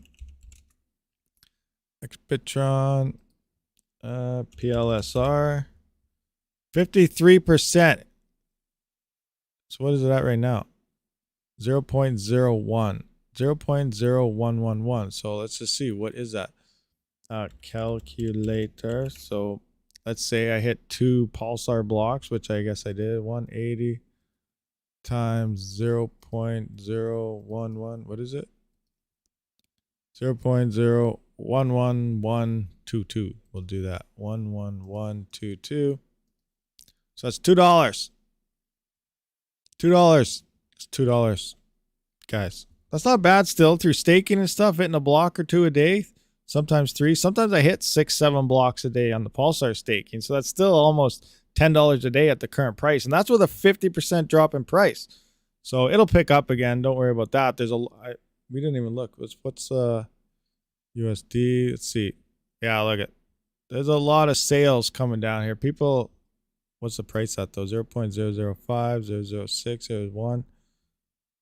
We have some sell sales up here, but there's volume here to pick this back up. So, a couple days, I think we'll be right back to where we were. I don't think it's really an issue to look at. Seems to be a decent amount of buy orders happening right there. I hit 4 blocks the one day with only 3,900 Pulsar. Nice. 4 blocks with you only had 3,900 Pulsar. Sweet. That was an extremely lucky day for you. Well, let's have a look at that. 4 blocks. How much did that make you with this low price right now? That was staking, right? Staking is really profitable with Pulsar. It's crazy. And all you have to do is hold it in a wallet. Let's see here. So we're just gonna go 90 times 4. I guess. Well, I don't have to do this. That was $2, so that was $4. So you made $4 hitting those staking. Yeah, staking's really good. So yeah, you made $4 that day with the current prices. That's $8 if it goes back to 2 cents again. So I'm not worried whatsoever about a 50% drop of people selling rewards that they got for free. So yeah, not an issue in my books, but you know, anyone can take it any way you want. Not financial advice, guys. Not financial advice. What do we got? If you think about it, the volume is really only about 18,000 per day or less. Can you mine Aeon directly to the wallet you're staking it at? I don't know. I haven't really mined Aeon. Actually, I'm mining Aeon right now. I threw my 3060 Ti on it. Right. Yeah, here it is. So I'm mining it right now. I'm not staking it. I forgot that you could actually stake it itself. So I'm not staking it. Here I've got 91 kilohash going. I'm only running 20 threads right now on this 3900X while mining. I got 4 threads free for, you know, downloading my Chia, downloading all this other stuff in the background. I'm still getting 91 kilohash on 20 threads on this 3900X. That's actually not too bad. The infamous 3060 Ti. Yes, it is very infamous. This thing is a garbage MSI. But, you know, a lot of people, you guys are saying in the comments to BIOS mod it. Where is it? Let's bring it up. Boom. There's this MSI 3060 that won't do anything on Ethereum. But, yeah, some of you guys were mentioning, you know, I could probably BIOS mod this thing and maybe fix it because allegedly that seems to be an issue. MSI LHRs are severely LHR'd. So I might just have to do that and we'll see what happens. Shut that server screen down. I'm doing mining on CPU 5950, 17T on RTM, 12T on AVN, 150, 140, 100, and third settings using Ryzen Master. No problem. Runs nice. Nice. Awesome. Just got a BIOS flash it. I did that with a customer's 30. Oh, that was you that was telling me, One Duck. You messaged me. That was you, One Duck. Okay, there we go. Yeah. Not even LHR. The LHR ones are bad too. Oh, not even the non-LHR. Okay, so MSI is just garbage in terms of 3000 series. Interesting. Very interesting for sure. I haven't even checked on my solo mining yet. How is Ethereum solo doing, guys? It is 73% luck. No block yet, guys. No block yet. Yes, my PC is down because I'm live streaming right now, but 73%. So we're almost there. Hopefully this happens before 100%. Because if it happens before 100%, you know, then we got lucky. But at the same time, we don't want this to happen until, you know, some massive NFT drop happens. Because we do want to hit like a 600, 800, 900 ETH block. We're going to smash out a massive Ethereum block. And it's going to be worth the last 2.5 months of solo mining with nothing. Yeah, I know I need to hit a block, but I'm hanging in there. You know, that's the thing. A lot of people shut down. They quit. They give up. I'm not doing that. I'm going to hit that block, guys. It's all in or nothing. It's going to happen. You know, if I end up with only 2 ETH, fine. Whatever. But I will not have a chance to hit a 400, a 500, 800, you know, even a 15 or 30 ETH block mining to a pool. The pool will hit those, but you don't really get much of a cut out of it. So I'm going solo. I'm doing it. I'm not giving up. And, you know, realistically, I'm not losing anything. Yeah, I haven't got anything for the last 2.5 months, maybe 3 months now. But it's going to take me 4.5, 5 months to equivalent pool mining with 1 gigahash. It's going to take 4.5, 5 months to get that 1.97 block reward on a pool. So I have the 4 to 5 months to solo mine, the potential chance to make a lot more than if I was mining to that pool. So that's what I'm doing. All in or nothing. You got to just hang in there, be patient, and good things come. Right? Am I right? Come on, guys. It's all about positivity here. I think I'll buy more. Man, you need to hit the block. My 3060 Ti is the same way. Max of 38 mega hash. Is that what the new LOL miner, Matthew?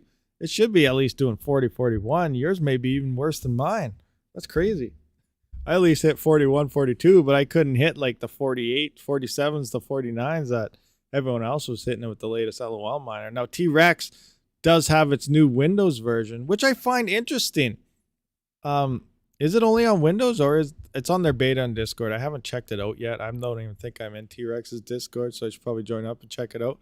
But it's funny, LOL Miner, unless they released the Windows version now, but there was only Linux because they said Windows would be too hard to go in. Now it sounds like T-Rex is out, but it's Windows? Oh, it's Linux too now? Okay, so, okay, awesome. Rex, I'm going to have to try that out. I'm going to have to pull out a 3060. Now I can't. Actually, yeah, I could pull out, I could slap that into that server PC actually. So I thought I had to pull it out, but I keep forgetting. You know, it's so weird having two mice and keyboards right beside me. I get mixed up which ones I'm using. What happened here? What are you telling me? Error. Oh, look at that. We just smashed out a pulse. Oh, never mind. We didn't. We just got a payment of 268 pulsar from my solo mining. I thought we just hit a pulsar block, but it's a payout from the mining. So yeah, here we go. We just got another 268 pulsar from the past day or so. So how much is that? 268.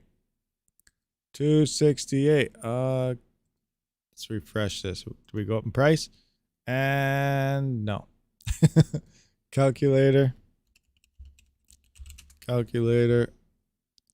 Fix that up, So 268 times 0 0.0, was it 1112 something? $2.98. Horrible stuff, guys. Did I do that right? That seems low. That seems really low to what I just thought I should have got. I don't know.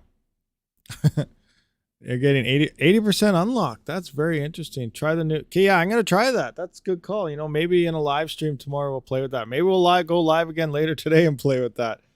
We'll see what happens. But yeah, I'll bust out the 3060s again and slap that into the test bench. And then, because we need to check out the power too. It's all about the power as well.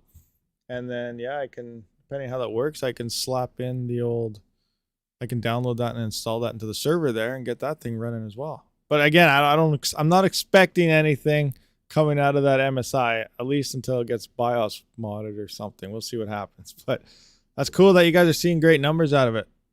85 now, huh? You know what? Let's see. Let's see how well it's working, how many people are actually doing it. Let's see if the hash rate increased. Do we get a hash rate increase? Bam. Let's see. Went down. April 12th. That's yesterday. Oh, we won't know till tomorrow to see what today's hash rate is. This thing's slow. We need like average. It should be like by the hour.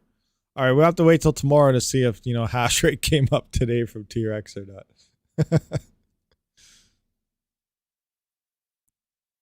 Not a lot happening. Actually, I haven't even looked at the block rewards. What are the block rewards looking like? 2.4. Something's happening, guys. 55 seconds ago.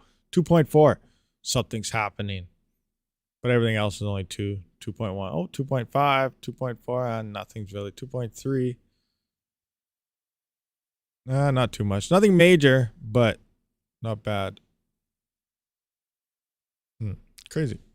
They did release the LOL Windows version. Oh, they did release it.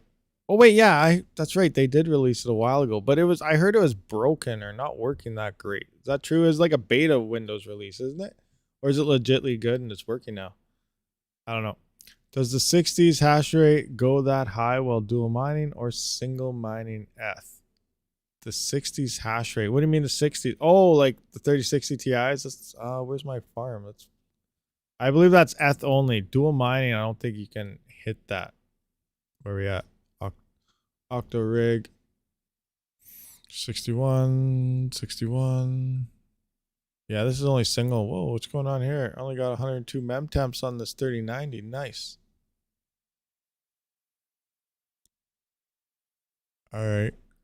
Yeah, it looks like when dual mining, I do believe it actually comes down a bit, but it might have been tweaked. I haven't tried dual mining lately. I never, you know, I don't think it's worth it. Actually, I'm curious. What is Toncoin now? Let's go to Toncoin. Let's see how bad the profitability dropped. Toncoin, open network. Whoa, they got a new website? Is this the same website? Is this the right people? They changed their website, guys? I haven't been here. Toncoin. Yeah, Toncoin. That's right. Now they changed everything. I don't know where those pools are. Use Ton. Wallets. Learn. I don't want to learn. Community. Tools. Oh, man. They don't have that pool here anymore. All right. Mining. cool stats, Ton coin. Now, which one was it? What was the main one? Was it Ton Whales? Was that the major big one? I had the estimator on it. Yeah, here we go. Profit per gigahash, 0.1314. Actually came up a little bit. But I remember when I first started mining Toncoin, this was like what, 0.44?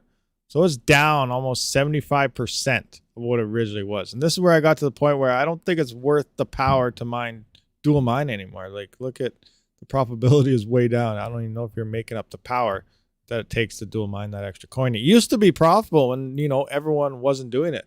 As soon as everyone starts doing it, you know, you're not making as much anymore. And I don't even know how much time is left. How many validators do we have left on the good old Toncoin? Like they say 168 days. They're not really saying it anymore. Toncoin pool, Toncoin pool. Where's Toncoin in general? Does anyone know? Where's all the validators? 160 days left, 300 days left. It's been a couple months. So we're probably under 100 days, isn't it? What do we have left? A quarter year, half a year? I don't even remember. Wallets, validators, transactions. Look at that. People are selling or buying or something. I think this is legit or made up. I think that's real. It looks like it's pretty steady. It's not changing. It's like, it almost seems like that's a script. Like it's not going, you know, normally it'd be like 1, 2, 3, 4, 5, or, you know, something like that. And then slow down, pause, go faster, faster, consistent. This is solid consistency the whole time. Almost like it's a pre-made calculator. I don't know. It just seems kind of weird. Anyway, where is, they don't have that anymore. They changed their website. How many mining and givers? Oh, maybe it's right here. Givers. How many givers are left? Are you going to say givers? Givers. Days till depletion. Oh, 83 days left on the biggest giver. So here we go, guys. Toncoin is ticking down till you can no longer mine it. 83.3 days based on this giver here. 47 days left on that guy. 60 on that one. I wonder if it changes. So what if we refresh this? 60.5 was the top guy. 60.5. Yeah, so there we go. You got about 85.4 days left to do it. Amount of coin. That's interesting. This guy only has 18,400 coins, but it's 85 days to get it. But this guy's at 60 days with 27,000 coins. How's that working? I have no idea how this whole operation works. Somehow you mine. You're not mining. The whole staking and minting thing is happening on the POS side. You're mining to smart contracts of these givers. So allegedly, Toncoin is acting like, you know, normally you get an airdrop, you know, oh, sign up here, do this, you know, on this date, depending on a snapshot or whatever, or whenever you sign up, there's an airdrop, everyone gets X amount of coins.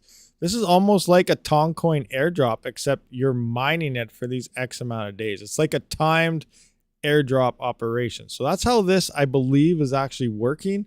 And the whole chain itself has, like, miners can't attack this network.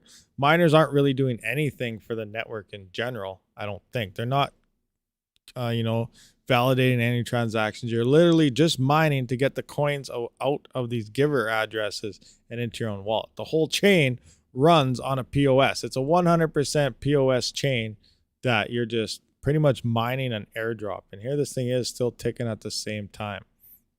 Weird. Hey, BDD. What's going on, BDD? What's happening? TRX beta HiveOS script. Serpent. So it works, but some issues at Rabid. Each GPU is different and it more like 80% unlock. Did a quick live stream yesterday. They have not adjusted dual mining, but there is a benefit or increased hash rate. Interesting. All right, that's cool. Very interesting. Ton hash rate is probably mining them Ether or something. Yeah, you're mining them Ethereum and they're just giving you a few Ton coin on the side. That'd be interesting. Is there a way? There should be no. I think you can validate everything on their blockchain. Everything's validationable on the blockchain, so you'd be able to see weird transactions like that. But I don't know. Craziness. Oh, that'd be funny. Hey, we only got 69 viewers and 34 likes, guys. What's going on? Hit that like button. Hit that other button and all those other crazy stuff. Or this guy will come get you. He's watching you guys, I swear. I'm watching all you guys. See, I told you, I warned you guys. He's there, he's watching. Sheesh. Anybody want a coin? There, have a coin. Ventus, the Kirkland signature of video cards. Did I miss any ads here? I better scroll up. Oh, what do we got? You need, yeah, I need to, did you put the jazz miner on it? I don't have a jazz miner. Did I put a jazz miner? You need a jazz miner first to get on it. I don't have one yet. I'm still waiting for it. I don't know what's going on with this operation. I messaged them and now they're saying something else. I don't know what it all is they're telling me. Hold on, I gotta find my email. Something about, so let's go to ASIC miner value first and have a look at these things. I want to see what they're saying for dates here. ASIC miner value, because allegedly they said they're halting production and stuff on the X4. If you're unfamiliar with the X4, it's the big Mac daddy of them all. All the ones we've seen so far, like the X4 1Us and stuff like that. But let's just have a look. So yeah, here's the X4. So if we click on this one, because these are the ones that I believe everyone are using. Now they do have an X4 3U coming out soon, allegedly. This is what they told me. They have a 3U coming out soon, sometime next month or the following month. And it's supposed to hash the same 520 for 240, but it's supposed to be a lot quieter. So I don't know if they just swapped out some other fans or doing something different with it, but it's supposed to be very quiet compared to the X4 1U. Now the X4, which is this huge Mac Daddy 2.5 or only 1200 watts, it sounds like they're canceling the X4 production operation. So I don't know if this is a thing anymore. It's gone, but they have more things in stock, pre-order. So they have pre-orders up here. So that's what I'm finding interesting here, why they're saying this is up for pre-order soon. But they're saying they're canceling the X4 production. But what did they tell me? What are they telling me? Going through it. Where is it? Some type of Dark Star miner and what was it? Dark Star and something else. I can't find all my emails here. Why won't it scroll to the other one? I do have some miners from. Oh, Dark Star, iPollo, and stuff like that. I don't know. I'm confused. They're doing different stuff. We'll see what happens. So yeah, I'll keep you guys in the loop when I know more. I don't really know much about that right now, but it sounds like X4s are being pulled out or something. X4, is that what it is? The X4Q? I thought they said it was X4 X4 4U or something. Unless 4U sounds like Q, and I thought they said 4U and they're saying Q. That makes sense. I don't know. The new one's not released yet. Is the X4Q? No, it's very silent. Yeah, so maybe it is X4Q, but I thought he said it's like 4U or something. X4 4U, because currently they're X4 1Us right now, but they're moving to an X4 4Q or 4U, or I don't know. So confusing. They put them so close together, you don't know what's going on. Any ETH specific mining has an early end of life attached to it. You will never ROI. AG. Now, the main purpose of these, like I know they're ETH, but you got to think about it. These things are going to dominate Ethereum Classic. So everyone out there, it's like, I'm going to point my GPU on Ethereum Classic once Ethereum's gone. No, GPUs have no chance. GPUs have no chance in absolute to be able to compete with these jazz miners on Ethereum Classic. Ethereum Classic is going to be overrun with these things. They, allegedly before they wanted to go to SHA-3 so they become ASIC heavy. Well, they don't have to anymore. They're going to be ASIC heavy with jazz miners. Now, the A10s, allegedly, Fully Electronic was telling me that there's no firmware for them yet, so they probably can't swap over to ETC. Not yet anywhere. There may be something coming out for them still. But if the A10s and stuff do come out, the A2000s can actually compete. The A2000s are one of the only GPUs that are efficient enough to compete on Ethereum Classic with the ASICs. And they're actually on the price to buy, depending where you find them, like me, Canadian wise, which is about $680, and USD, that was about $520 or $530. The price to build, a rig of A2000s is cheaper, and they're more efficient than buying like an 810 Pro and stuff like that at current prices. Now, back when 810s first came out, they're very cheap. But at current prices right now, you can build A2000 rigs for cheaper than buying those A10 Pro Pluses and stuff like that. But after Ethereum is gone, all these ASICs are going to roll in, or any ones that can switch to Ethereum Classic. And a lot of GPU miners are like, oh, I'm just going to go to Ethereum Classic. It's simple. Same overclock, same heat, same power, same everything. Swap over, good to go. No. Ethereum Classic is going to be extremely unprofitable for GPUs. They're going to be overrun with all these ASICs. The Jazz miners, no GPU compete against those. The A2000s have a chance against the other ASICs. But overall, these things will be Ethereum Classic mining monsters. So Ethash will still be profitable probably on these Jazz miners for some time to come. And if Ethereum Classic pumps, these things will be very profitable on Ethereum Classic. But again, we don't know how that's going to play out. It's going to be crazy. But I do think there's still profits to be held on Ethash algorithm in the form of ASIC mining, not GPUs. It's going to end up like ETH eventually. Have you looked at BTM yet? No. What was BTM? I totally forgot. What was that? That's why you should mine it like yesteryear. Yeah.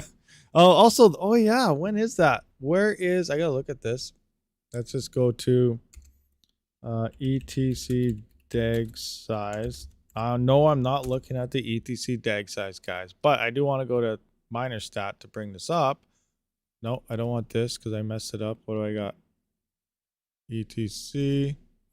Now let's look at block height. 15 million. 1, 2, 3, and 1. 25th. Today's the 13th. So we got little over a week and a half, slightly under. And then if you guys remember what's happening, Ethereum Classic is undertaking the fifthening. So on April 25th of 2022 at looks like about 4:41 in the morning, this date could change by 1 or 2 days as well as the time anywhere. But around this time, Ethereum Classic's block rewards will be dropping down from, where are we at here? Let's just look at Ethereum Classic. Ethereum Classic right here. So it's currently 3.1. It'll be dropping to 2.6 or something. So let's just kind of look at a little profitability, what's changing here. So let's just take what's profitable on 570s right now. Let's take, you have a 6-buy rig of 570s. They're 4 GB versions usually. You go down to Ethereum Classic, you're making $3.02 on 4 GB cards right now. Awesome. So let's just take a look at the block reward. We're going to change this out to 2.6. 2.56 is what it's going to be. So $3.02 after power. Now, after the 22nd, a 6x4 GB rig is making $2.19. So not quite $1. It dropped a little, but remember, that's a 6-buy rig. So you are going to be losing a little bit of profitability when it comes down to it. So $2.19. Let's see if this is still first place or not. $2.09. So actually, Ravencoin would now become the most profitable thing to mine at the current market based on this. So on 4 GB GPUs, you may be moving over to Ravencoin at this point. Remember, as more hash rate comes off, the profitability will come up. And as more hash rate flows onto this, the profitability will go down. So we'll see what happens after that happens. But the block reward is dropping on Ethereum Classic. Looks like sometime in about a week and a half. Problem with A2000s is they are almost non-existent to buy. If they are available, they're overpriced. That's very true, Mike Swan. I actually have an order in for 3 of them that I placed, what was it, a month ago now? No, actually, end of February I placed it, and they're supposed to ship around June, end up in May. But I paid $680 Canadian a piece for them, which does work out to be a little over $500 USD. So it was a pretty good deal. And that would put me up to 5 A2000s now once those do finally come in. And that's the same price I paid for every single one of them. So you just got to look around and be patient. Like, don't go out there, oh, GPUs prices are coming down, I'm going to go get this 3080. No, I don't recommend that. I don't recommend, honestly, buying any GPUs right now in theory. And if you do, I really think the only ones you should be buying are something that's efficient on the majority of the coins out there, which is probably the A2000s can hash away at pretty much every coin except something like what is it, Cortex or something like that. That's 12 gigabytes. You need at least 10 gigabyte card. You can't mine that, but buying cards for one algorithm, I know like 2080 Ti's and 1070s, they're amazing on Flux, but are you gonna really start spending a huge investment on a single coin? Is it really worth it? I would have to say no. Sure, Flux could do big things, but there's over 100 and some times the hash rate that could come in. And at 5 times, Flux is negative $2 a day on 123080s. So I don't really recommend that. In UK A2000 over $1,000. Oh my gosh, that's insane. Yeah, that's absolutely, and that's UK. Like that money's worth way more than ours. So that's like $1,500 here or something per card. That's insane. Yeah, don't buy those. That is definitely not worth it. What do we got here? Looks like we're caught up on everything, so that's good. That's good stuff. Just wait till the NVIDIA 4000 series is out and too difficult to build mining rigs with 3000 series costs going to be even worse. Yeah, I'm curious. Very curious how these 4000 series are going to work. Like, are they going to, like, they're going to be using a lot more power, but if they can hash efficiently at the power they use, then, that's a good thing. But yeah, I don't know. It's going to be crazy. Definitely have to wait for some testing to come out on those things. And, other tips and tricks, guys, like you guys got to run. If you really want to get through this, like we're not really going to be in a crypto, like once Ethereum's gone, we're not going to be in a crypto winter or anything. I think the market is still going to come down a little bit, but I don't expect it to obviously hit a crash like we see in 2018 type of thing. Like it's still going to come down probably a few $1,000s. We don't know, but eventually it'll pick up. But the market will stay fairly strong. But when Ethereum is gone, there is going to be a GPU mining winter. Even though the market is still good, GPUs will have a winter. And that winter is, no idea how long it's going to last, but it's going to last a while. GPUs will have to be turned off. It's just that simple, straight out. So I really encourage people, like you can do your own research. If you want to buy stuff, go ahead and buy stuff. I'm not stopping anybody, but I would really go against purchasing GPUs. As much as the prices are looking good at coming down, after Ethereum, they're going to be half of what they're looking like now. They're going to be under MSRP. At some point in time, you may not even be able to give away a GPU. As hard as that is to believe, it's true. So if you went out and just bought a bunch of cards, awesome, but they're going to get a lot cheaper. There's going to be a mass influx of that. And there could be a huge exodus of miners coming out. And, that may sound like a bad thing, but in theory, if you're holding on, like it's okay to shut rigs off. If you are spending more power than the coins you're mining, you're better off buying the coin and getting more coins than if you were to mine it for the same power cost. You will get more coins. So if you really think the coin's going to pump, buy it. Don't have to mine it. But people will come off. And as more people do pull off the networks, then the profitabilities will slowly start to pick up because the difficulty will drop. But there is so much hash rate on Ethereum, guys. There is so much. And as easy it is for a lot of people saying, I'm still buying cards, I'm still doing this. I'm just trying to throw a warning out there. You can buy cards all you want, but I really advise against it at this point in time. We don't know when Ethereum is going to move to POS, but when it does, GPU mining is going to change. It's going to change dramatically. This is good. GPU mining will be literally worse.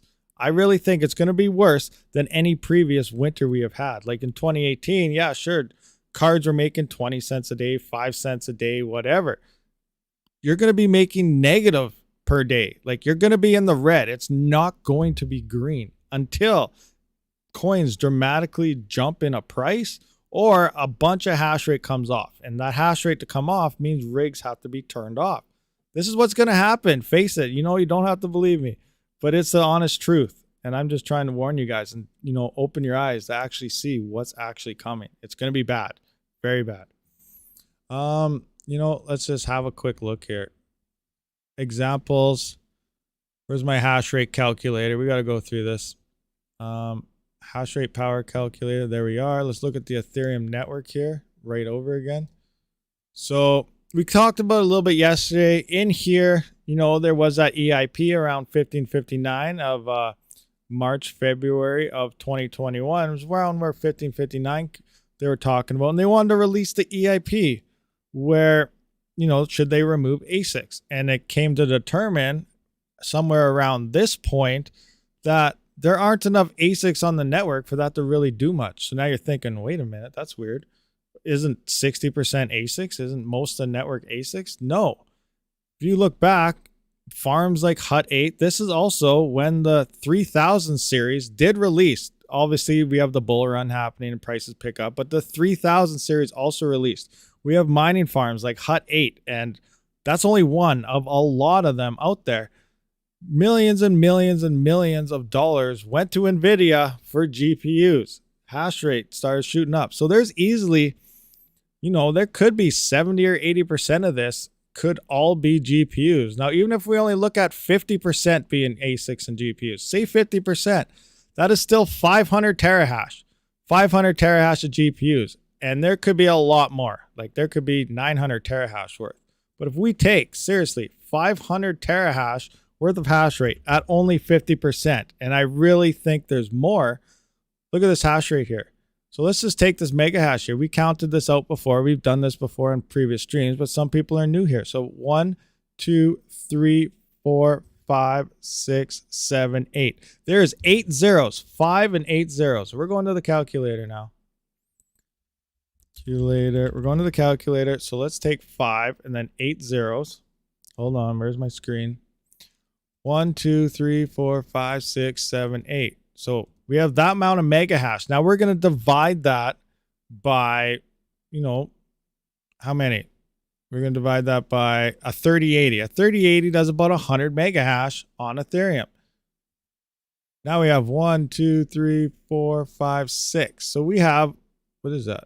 5, 1, 2, 3, 4, 5. Yeah, so yeah, never mind. My numbers are all messed up. That's 5 million RTX 3080s that could come in at 50%. So we take 5 million RTX 3080s.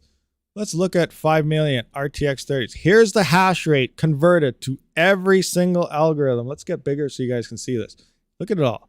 Look at the hash rate. Let's take Ravencoin, for example. Let's take this number right here. Now this is in mega. Yeah, this is in mega hash. So we're going to convert Kapow's mega hash over in our hash rate converter. We're going to mega hash here. We're converting this. That is 197.5 terahash. How much terahash is currently sitting on Ravencoin right now? 3.25. 3.25 terahash. And there's 197 terahash here. All right. So I'm going to divide this. 197 divided by how much is currently sitting here again? 3.25. 3.25. That is 60.6 times the hash rate to come in. And only 5 times the hash rate will literally destroy this coin right now. You will be negative just with 5 times. And there's over 60 times the hash rate sitting there at only 50% GPUs. And there's probably a lot more than 50% GPUs on Ethereum. So we'll look at some profitability here in a second. But the bottom line is there is more than enough hash rate at 50% on Ethereum to come in to over at least probably 10 times the hash rate on all the top 10 coins at the exact same time. Now, some hash rate will go to other places and some won't go to others. But let's look at Ravencoin right now. So we're going to go to Ravencoin and we're going to punch in, we're going to go, let's go 12 3080s. We got 12 3080s right now, mining Ravencoin. What's our profitability? $23.25. Awesome.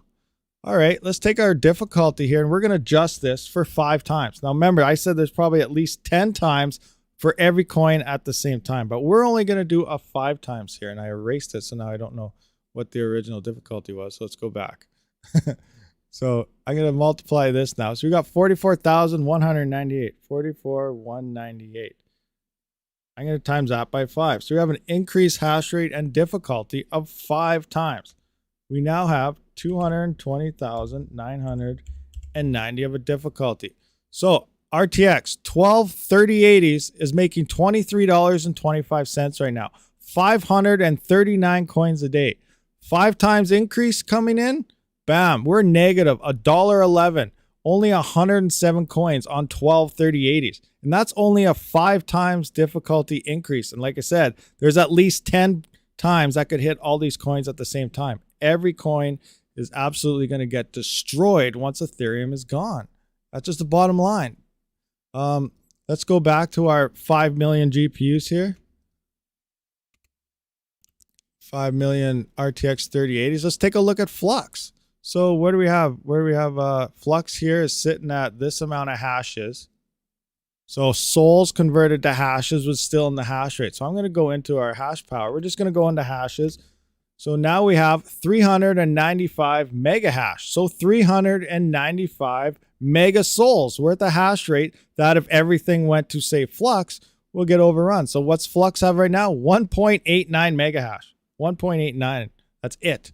Hardly any hash rate compared to what's coming. This is going to get hurt way worse than Ravencoin will. So we go into here now. We got 395. 395. We're going to divide that by, 1.89. 1.89. Flux has over 208 times the hash rate that could hit it. Flux needs to be over, what, $5,000 a coin to actually make up for that. That is insane.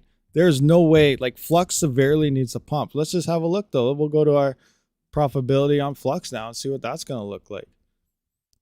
So we're going to Flux. So we got 208, potentially 208 times the hash rate coming in.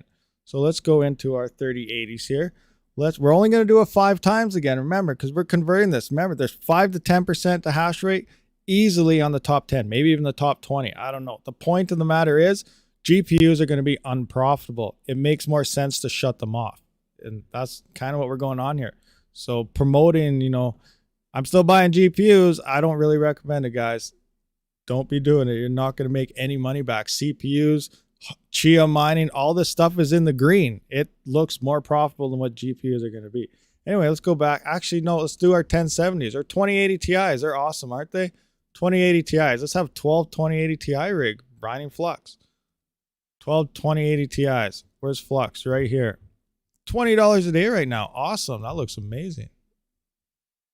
All right. So we're going to take our difficulty. Let's say 5 times difficulty increase on 20. Oh, I did it again. Let's go back into this. I never write down the number first. All right, here we go. So 27,759. 27,759. We're going to times that by 5. Remember, this is only a 5 times increase. 138,795. So currently, we're making $20.70 a day with 12 by 2080 Ti's. Awesome. 17 coins a day, $20. Calculate. You're now making 3.5 coins a day and you're negative 93 cents per day on 12 2080 Ti's on Flux with only 5 times the difficulty increase. You guys kind of see what's going on here? That's only 5 times. This could be upwards of 10 times the difficulty increase, doubling what you just saw happen. And, this is going to happen across every single coin at the exact same time. There's over 200 times the hash rate that could hit this. So if everyone points to this at once, you guys kind of see what's happening here. So the point is, once Ethereum is gone, it is going to be worse than any previous crypto winter you have ever seen. Everything will be red. It's going to be bad.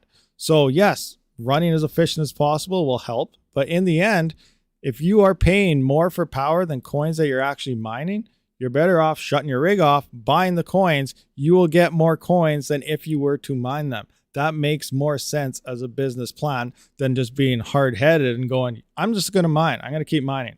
Sure, you can mine. People do mine at a loss if they really love networks. That's 100% fine. Networks need hash rate to continue running, but you can't compete as a residential miner versus people with solar farms, versus Hut 8 and other companies that, own power plants, people that pay 1 to 3 cents using flared gas, to run their rigs.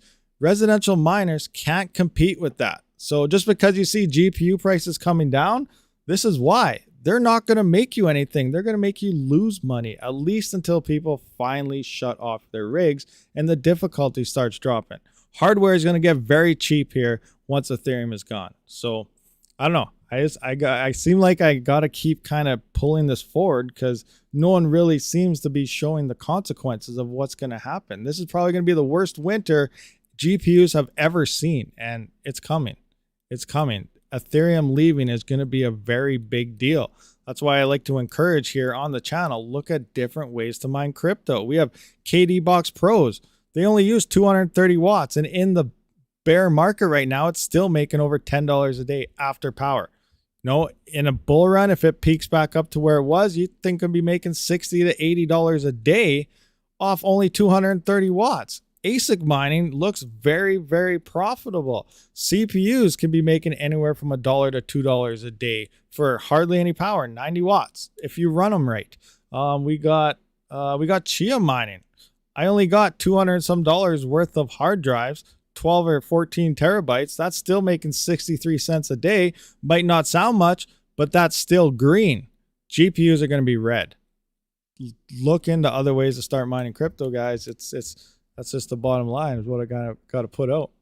Rabid won't be in line for the next Best Buy drop. I am not going anywhere near a Best Buy drop. I'm done with GPUs. Like I said, A2000s are the only GPU I'm really looking at myself personally. They will even have to be shut off, but they could at least come online before other GPUs because they're so efficient. But yeah, no, not going to be in line at any Best Buy drops anytime soon. Gotta get back to work. Okay, see you later, Eddie. Thank you for showing up. What's going on? Anyway, so what do we got here? Increased flux price is pretty easy since it's only around $2. No, that's for sure. It definitely needs to go up, but it needs to go up a lot, not just a couple dollars. We need like huge price jumps. We need things. A lot of things got to change. I do think GPUs will probably be out for the count for. It'll take a good week for the first drop of miners to realize what actually happened and be like, oh, well, I guess Rabid warned me, that'll happen. And then it'll take a little while, a couple months for some other people to realize what's actually happening. And then it'll take more months. And, it'll probably take a good 3 to 6 months for profitability to slowly start creeping up. And it'll probably take until the next bull run, 2 years before, you're seeing anything half decent, like 50 or 60 cents. Like, things are going to get bad, guys. Look into other options. For real. Stop buying GPUs. They're being sold for a reason. And that's the other aspect. GPUs are still kind of going for higher than MSRP right now. So as much as the price looks more appealing, you're still getting more than what, people that paid MSRP are for. Sell now, and I'm not saying sell your rigs though, but I'm saying, mentality of some people right now. If you were to sell them right now, you would get more. If you bought them at MSRP, you would be getting more for them right now. Once Ethereum is here, hardware is going to crash hard. Like, honestly, it's going to be at the point where, B250 mining experts, they're going to be back down to $30, down from their high of $600. They're still sitting at $200 to $300. They're going to be down to $30 again. Mining rig frames and stuff, $20, $25, $30. MS GPUs. Oh, that's on the used market. That's used. That's a 3060 Ti, non-LHR. That's a used card. I'm only going to give you $300 Canadian for it. No, you don't want it. Have fun selling it. That's what things are going to get like. Prices are going to drop down a lot. 588 gigabyte cards could be back down to $80, $200, $80, $100. Like, this is what hardware is going to look like after Ethereum. So buying now, it's not looking too appealing anymore. It's like driving a used car off the lot. You just lost 50% of your hardware once it hits that used market. This is what the used market's going to look like. And this is what a lot of people may get mad at me for because it's true. But it's not my fault. You're not doing enough research on this matter. Things are looking bad. Don't be buying stuff. Anyway, sorry. Rabid rant here. I get into this sometimes. I get too far into it, maybe. ETH will affect hardware price and availability. 100%. 100% it will. ETH definitely will. Like, that's the other aspect. Like, why do you think gamers hate miners and crypto? It's all because of Ethereum. Ethereum and GPUs is what makes everything profitable. Like, once that hash rate's gone, once people realize you're not making it anymore, like, I don't even know how, best case scenario, I don't even know how to look. There is really no best case scenario going on here. Let's look at a single 3080. So right now we're looking at $3.18. Now let's just say everybody, okay, I do have a best case scenario, and this best case scenario will never happen. 100% not happen. So obviously, if I asked everybody out there, you bought a GPU, what are you mining? 99% is going to say, I'm mining Ethereum.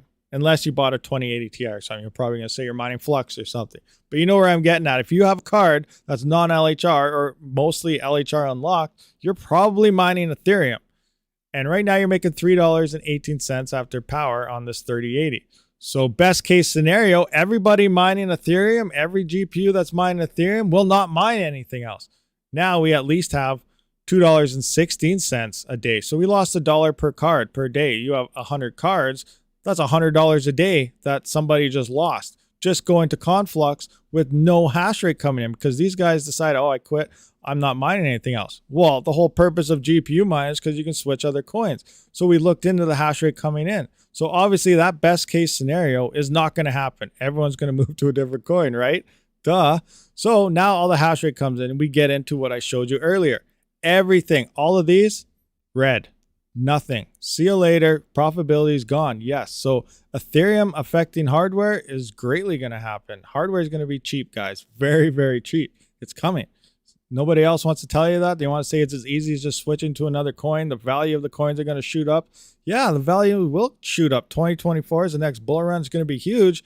But from now until then, if you can get more coins for the same amount of power by buying it, then why wouldn't you shut your rig off, buy the coin, get more coins for the pump so you can make more in the future, or you can continue to mine it at a loss, end up with less coins and less of a pump in the future.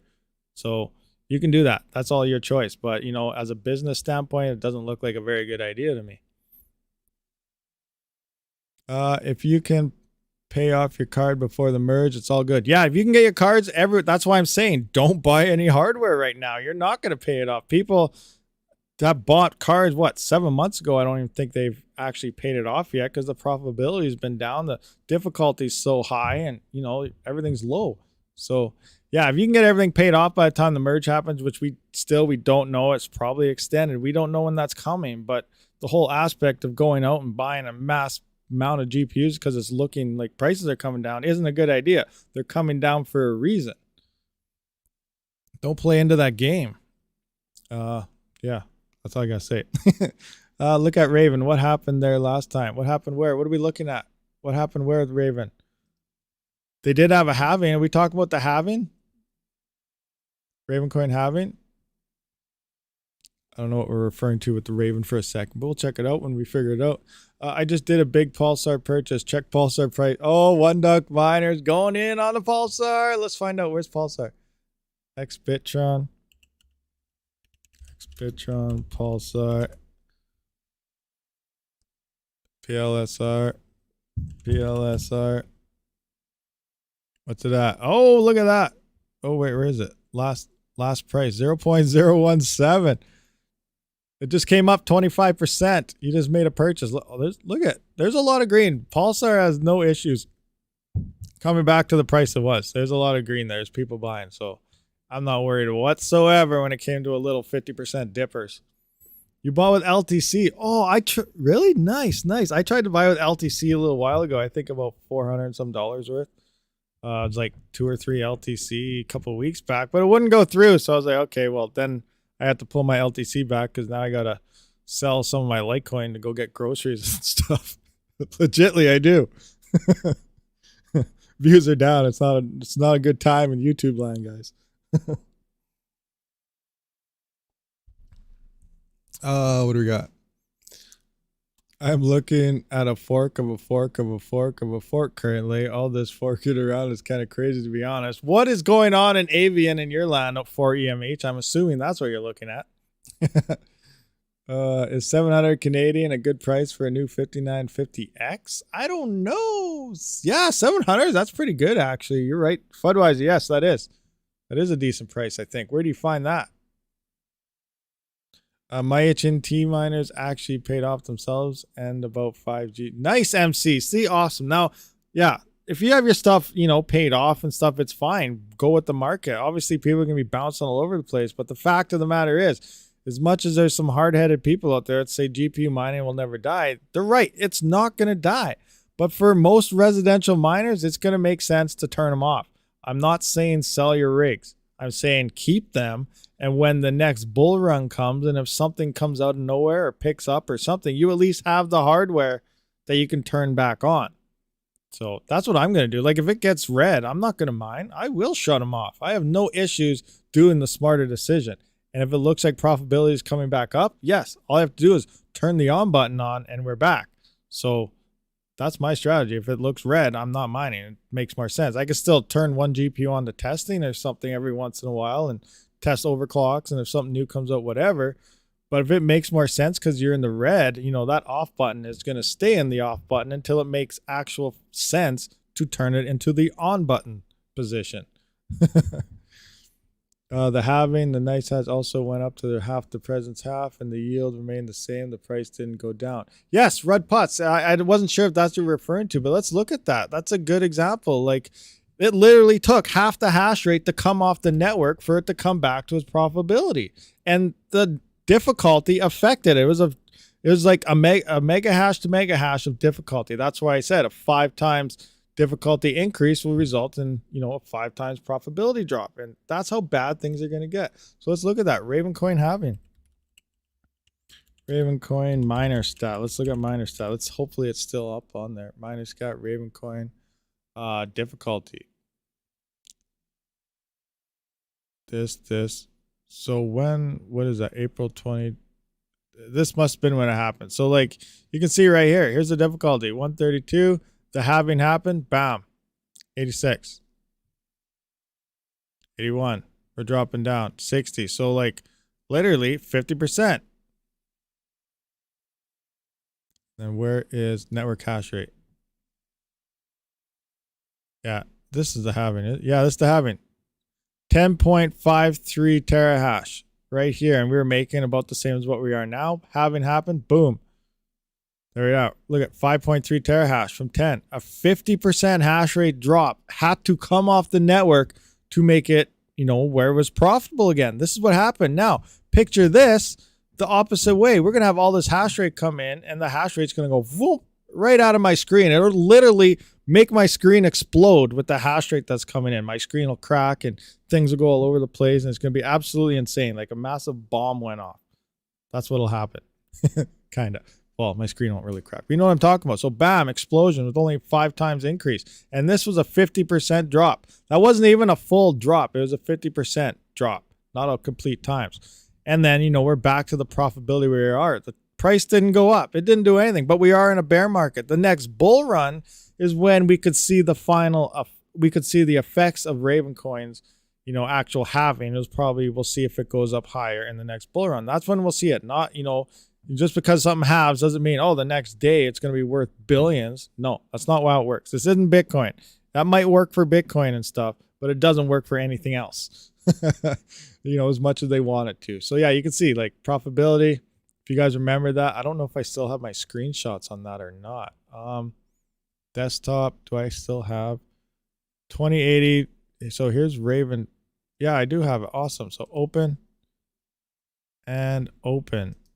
I do have screenshots. I thought I got rid of these. So here we have pre and after. So where's Raven? So you can see right here. This is before the halving. Ravencoin was getting $26.67 a day on these 123080s. After the halving, it was down to $9.83 after the halving. Crazy. And then we saw this happen. Boom, everyone pulled their rigs off.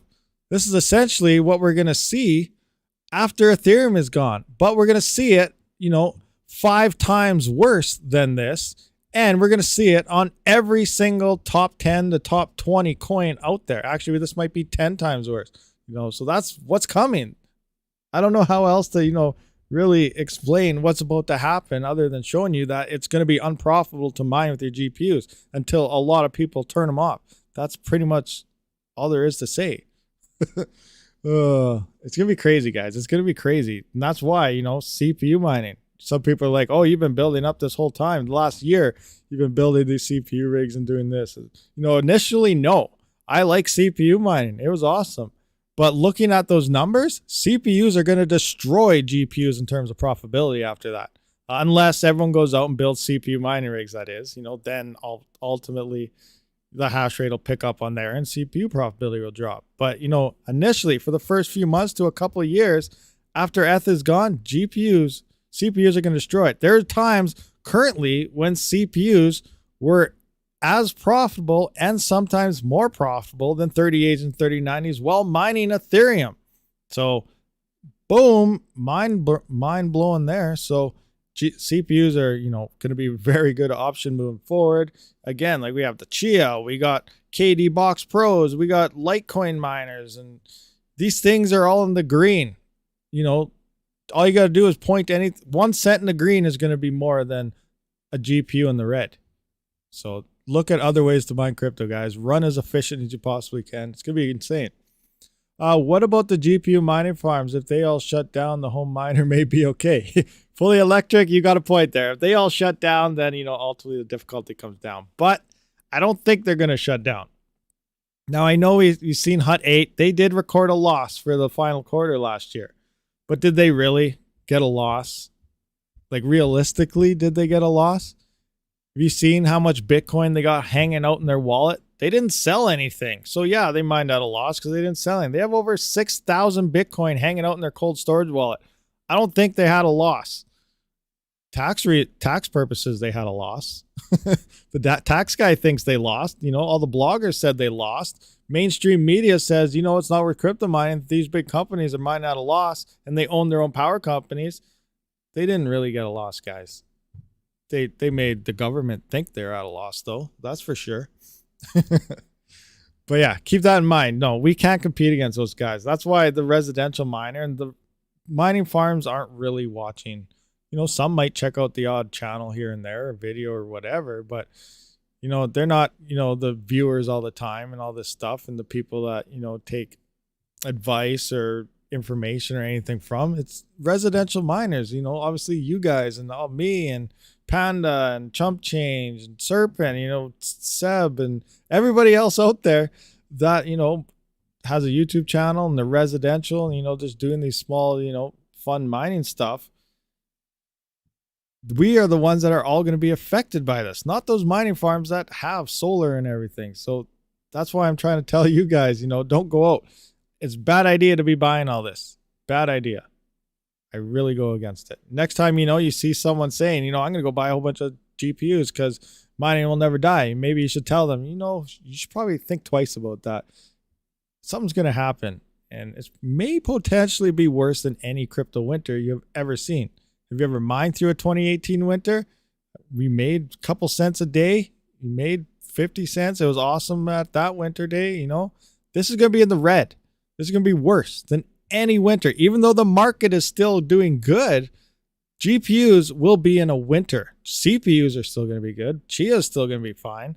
Everything else will be fine. GPUs are not going to be fine. Big farms pay 1 to 3 cents. Big farms go to oil well leases. They burn flared gas to run their rigs. Big farms own power plants. Big farms have solar farms. Like, big farms they're not going to shut down. They can mine through the bitter end. And if they hit a loss, they just get a tax break on it. That's not an issue for them. Residential miners are the guys going to be affected. That's you and me and, a lot of us other guys out there that go to Best Buy.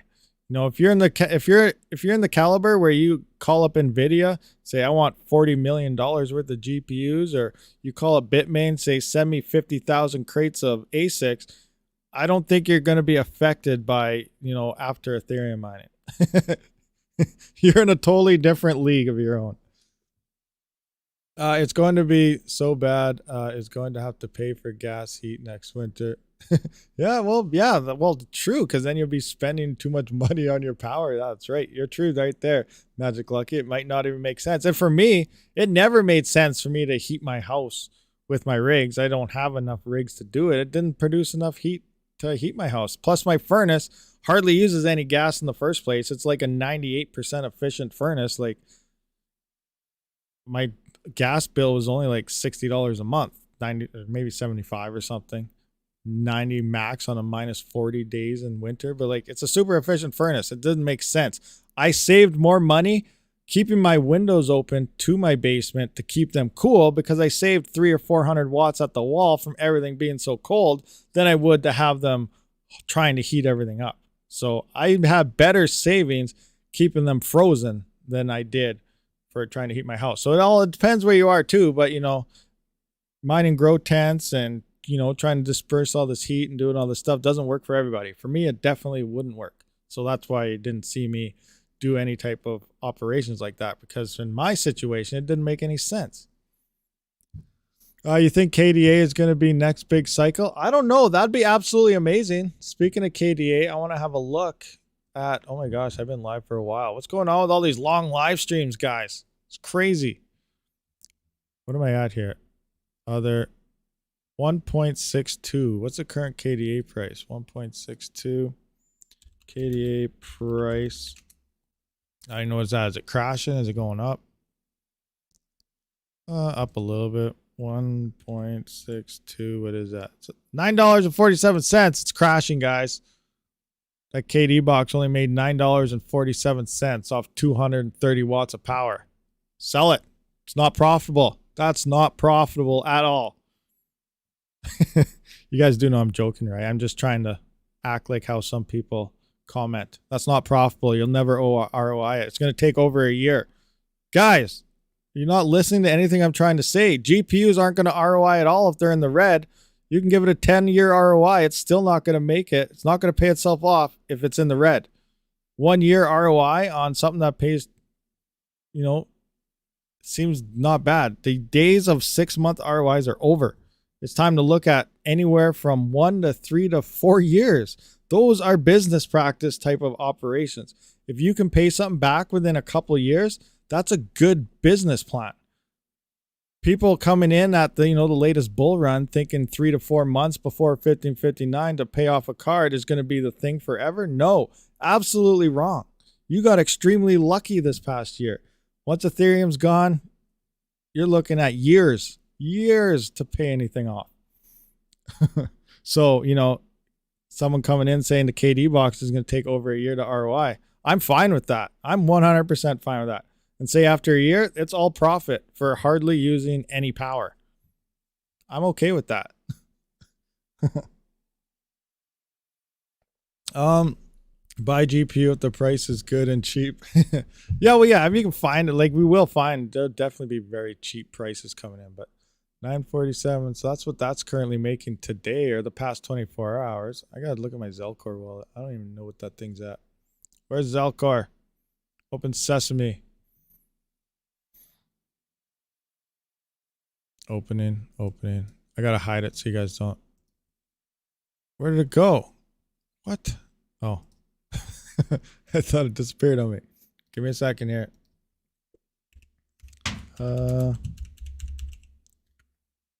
Password.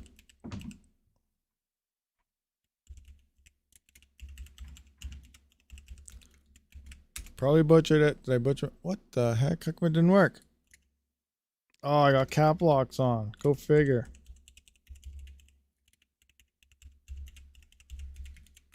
There we go. What do we got here for viewers and stuff, guys? I haven't checked on that for a while. Stop it. Oh, now there's an update and wants me to do a whole bunch of crazy stuff. 46 viewers, 56 likes. I guess I can't say hit the like button because we're above it. So here we are. So here's my Cadena mining so far. How long have I had this thing? 4 days? So I've had about 4 days and I'm at $44.06 USD. That's not bad. That's not too bad at all, don't you? Maybe it's 5 days. I don't even know. But regardless, this thing only uses 230 watts. So awesome. I like that thing. I'm pro Cadena. Now, what was the, let's just go, like, what was the max? What did this thing actually pump to? Oh my gosh. $24. $24. And how much did I have there? I have 7 KDA. So let's just calculate that for a second. Say that pumped again. So in the past 4 or 5 days, let's just go 24 times 7. All right, so that's $168 in like 4.5 days. I can live with that. If that pumps to at least, remember, the next bull market's supposed to be huge. What if this hits $50? That's something to look out for. $50, you imagine? I just made $200 and some of 4 days of mining off 230 watts. That's insane. It was closer to 29. Okay. Yeah. But you know, like everyone's saying, the coins are going to pump. This coin's going to pump. We can do that for everything.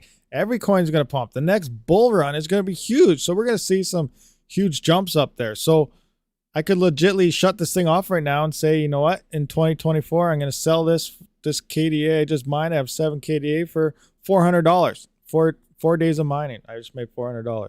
Good to go. I'm happy with that.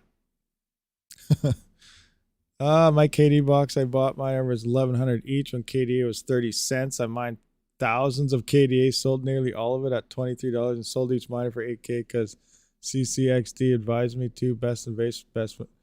You sold the KD miner? What? Are you insane? Oh my gosh. I would not have done that. Oh, I guess you sold it for 8K. Oh yeah, no, that makes sense. You sold it for 8K, so you made a whole bunch. Okay, that makes sense. But now, I guess you could have bought another one because they don't cost that much right now, or get the KD Pro for cheaper. So yeah, that makes sense. That makes sense. The KD miners definitely shot up in price. But are you gonna buy another one? Because I definitely would. I'd definitely get my hands on some more. I want like 10 of those things. You know what? Forget it. Not even those. Where's the ASIC miner value? What's the biggest KD miner you can get? Fully electric. Do you have one of those yet? Where are they? Let's look at Cadena. Right here, the gold shell, KD6. Oh my gosh, can you imagine? $109 a day. 29.2 terahash. So this is like 29 times more than what I'm getting now. So 7. Oh, monster. Fully electric. You got one of those? Do you got one of these KD6s? How much is this worth? I don't even know, but this is what I want. Oh my gosh, 40,000, 42. But look at that. Seriously. I know we look at the price, we're like $42,000. Oh my gosh, that's expensive. It's insane. Slightly over a year of an ROI. Slightly over a year.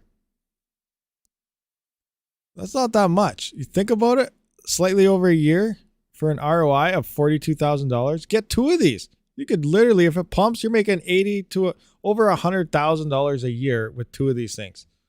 Over 100,000 on the next bull run pump. 2,500 watts, so 5,000 watts. If I shut every single rig I have off and ran 2 of these, I'd be using about the same amount of power and be making $200 and some a day, which is about, I don't even know. Like if I was still on a pool mining with Ethereum, I'd probably be around 30. Then my CPUs and everything 40. So maybe everything right now I'm making $40 to $45 a day for the same amount of power. I could be making over $200 a day. That's almost a no-brainer. No-brainer. Sure, Cardano could die, drop, turn into nothing, or it could pump and you're rich. No, anything, you know.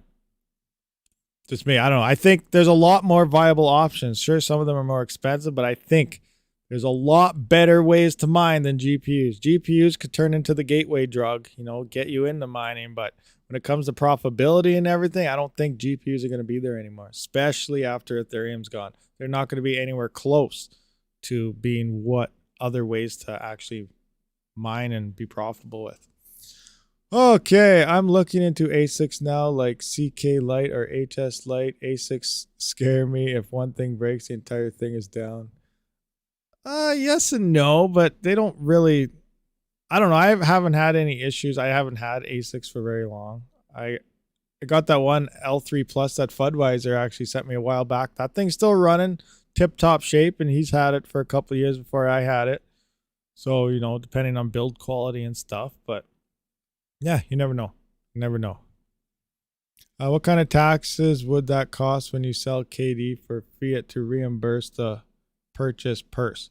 I don't really know. It probably depends how you're running everything. Now, if you're running everything as a business, I don't know if it would really be that much because you have your business expenses of purchasing the miner, transaction of selling the crypto to pay it off. So, a percentage of that will just go in as your business getting paid, business making money, and then what is it called? So you'd sell that, and that'd be income for the business, but then the business expenses would be the purchase price of that. So then you write that off as part of a percentage of the business. So, in the end, it may not be that much, but I don't know how that works because I actually got to go through all this here. I only have a couple weeks left to file my taxes. So I got to go through every receipt I did, everything I did, and add up pretty much all my expenses to all the crypto I sold and put them side by side. And once I actually get that done, I can probably have a better answer for you to see, what the CRA ends up telling me when I'm done and if I did it right or not. We'll see. If you take a good care of the miner, they will actually run forever. Keep them clean and cool. The main issue has only been the fan fail after 3 years or so. Yeah, so there you go. Fully electronic. Put it down somewhere. Keep it clean. Clean it every once in a while. The fans are really the only thing that will really go. And don't bump it, knock it, move it around 1,000 times a day, stuff like that, and you should be good. Fully electric, he has a lot of ASICs. I've been talking to him for a little bit, and he's got some nice hardware that he's been using. He's been using ASICs a lot, and they've all paid themselves off, and he has no issues with them. So ASICs is, an ideal investment. If you're spending close to 100,000 of hardware and you're not a business, you're doing it wrong. There you go, Magic Lucky. If you're getting a whole bunch of hardware like that and you're not a business, then definitely doing it wrong because you won't be able to write anything off. You have to fix L3 Plus and use those quiet fans. So glad you got it up and running again. Well, yeah, I had to get a new hash board when I first got it because I don't really know what the fully cause was, but yeah, I got a new control board for it, and then I didn't have to put the other fans in. I just wanted to try it out because people were wondering if you can make it quiet, and I just wanted to do it despite, an argument versus the mini Doge miner that its main thing was that it was very quiet. And my main thing was I could turn this quiet, and it makes more sense to use an Antminer L3 Plus over the mini Doge miner because you have a better hash to watt ratio. You're making more per day, and you would need to buy 3 mini Doge miners to equivalent a single L3 Plus, which would cost more. In the end, the Antminer L3 Plus still prevailed over the mini Doge miner, and I made it quiet. So that's why I put those little quiet fans on it, and it's running good ever since. Still out those little fans. But that was that. But with that being said, it does look like Goldshell may have done something better here because the Mini Doge Pro is coming out soon. That thing actually might be better than the L3 Plus, but it will determine on the price. I wanted to wrap this stream up, but we keep getting into more things. Oh my gosh, guys. My throat's getting sore. Let's go back to ASIC miner value now and have a look what I'm talking about. So let's just go to Doge Pro. Doge Pro. So open that in a new one, and then we're gonna, oh no, I don't want the LT. We're gonna go to that one and go to that one. So let's look at this. No, I don't want that one. So here we have the mini Doge. Let's start with the mini Doge. Mini Doge is first. Let me adjust my screen. And that, what's going on here? There we go. So here's the mini Doge, and you can see 185 mega hash for 233 watts. And that's where I worked out, you need X amount of these to equal one L3 Plus because they do 504 mega hash for 660 watts.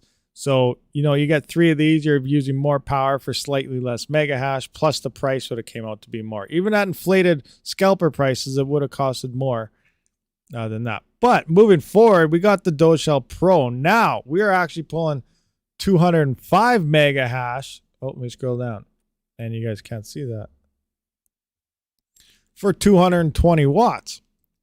So we're actually using less power on the Pro and getting more mega hash. So they actually did something good here. This might actually stack up to be better than the L3 Plus. So we'll see what happens. So looking at these just statistics wise, they actually upped the game here.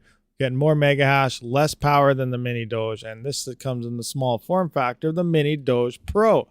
So we'll see what happens with this operation. Now it's only making 42 cents a day, but you're not using very much power. That's all right. You know, Litecoin sees some decent profitability. You can see it's dropping down now. Dogecoin, if it pumps, you know, whatever. But, you know, one thing I just want to point out, this is better than obviously the mini Doge. And ultimately, a couple of these would be better than the L3 Plus in terms of efficiency and everything. The LT Lite just dropped today, 1.6. The LT Lite, which one's the LT Lite? What's the LT Lite? Oh my gosh. LT Lite. LT Lite. HS Lite. LT Lite or LT5? What? HS Lite? LT Lite? Maybe I put it in wrong. What am I looking at? It's all new, only 4K. ARX Crypto, do you mean CPU bad, GPU bad, CPU good? What are we talking about, ARX Crypto? Some of the streamers, GPU bad, ASIC good. ASIC good. No, GPU bad, everything else is better. Probably, in theory, is I guess the sum up of the stream. But we don't know how it's going to play out. We don't know how it's going to play out yet. Because like I said, there's factors that cannot be calculated. Like how fast and how many people do actually shut their rigs off.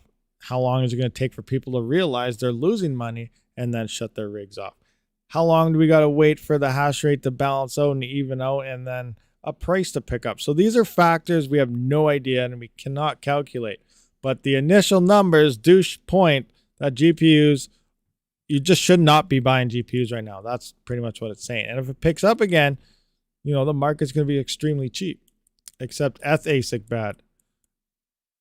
No, ASICs, most of them can go to Ethereum Classic. Ethereum Classic will still be a good coin, probably depending on the ASICs coming in. But, you know, there may be way too many, and they can only go to one place. So Ethereum Classic may even become, you know, unprofitable. Unless you're rolling with a Jazz miner. Those things are extremely efficient. So you can probably mine through quite a bit of a hash rate spike there, but we'll see. ARX Crypto, I'm kind of looking at, we don't have our Ethereum for CPU mining yet.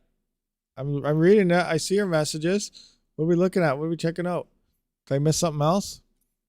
We don't have our Ethereum for CPU mining yet. Not yet. Raptorium may be that Ethereum. We don't know yet. What if Raptorium spikes to 10 cents? What if it hits 20 cents? What if it hits $1? That's way beyond what Ethereum would be. Like profitability wise, your CPU would be destroying current GPU profitability on Ethereum if Raptorium hit prices like that. You've been yapping the whole time. Well, I'm sorry. Sometimes I don't pay attention to the chat and then I look and I see a big wall of text. And then other times I catch them. But yeah.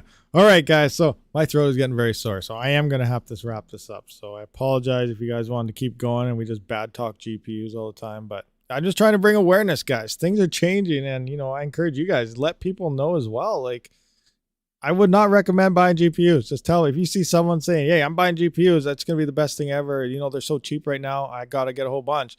Maybe you should tell them, you know, maybe they're cheap for a reason. They're coming down for a reason, or things aren't looking good. You know, just to make them kind of do more research before jumping into something. Anyway, guys, much appreciated for everyone for showing up. Thank you. I'll see you guys on the next one. I got to find my button here. Right there. There we go. Rabid out.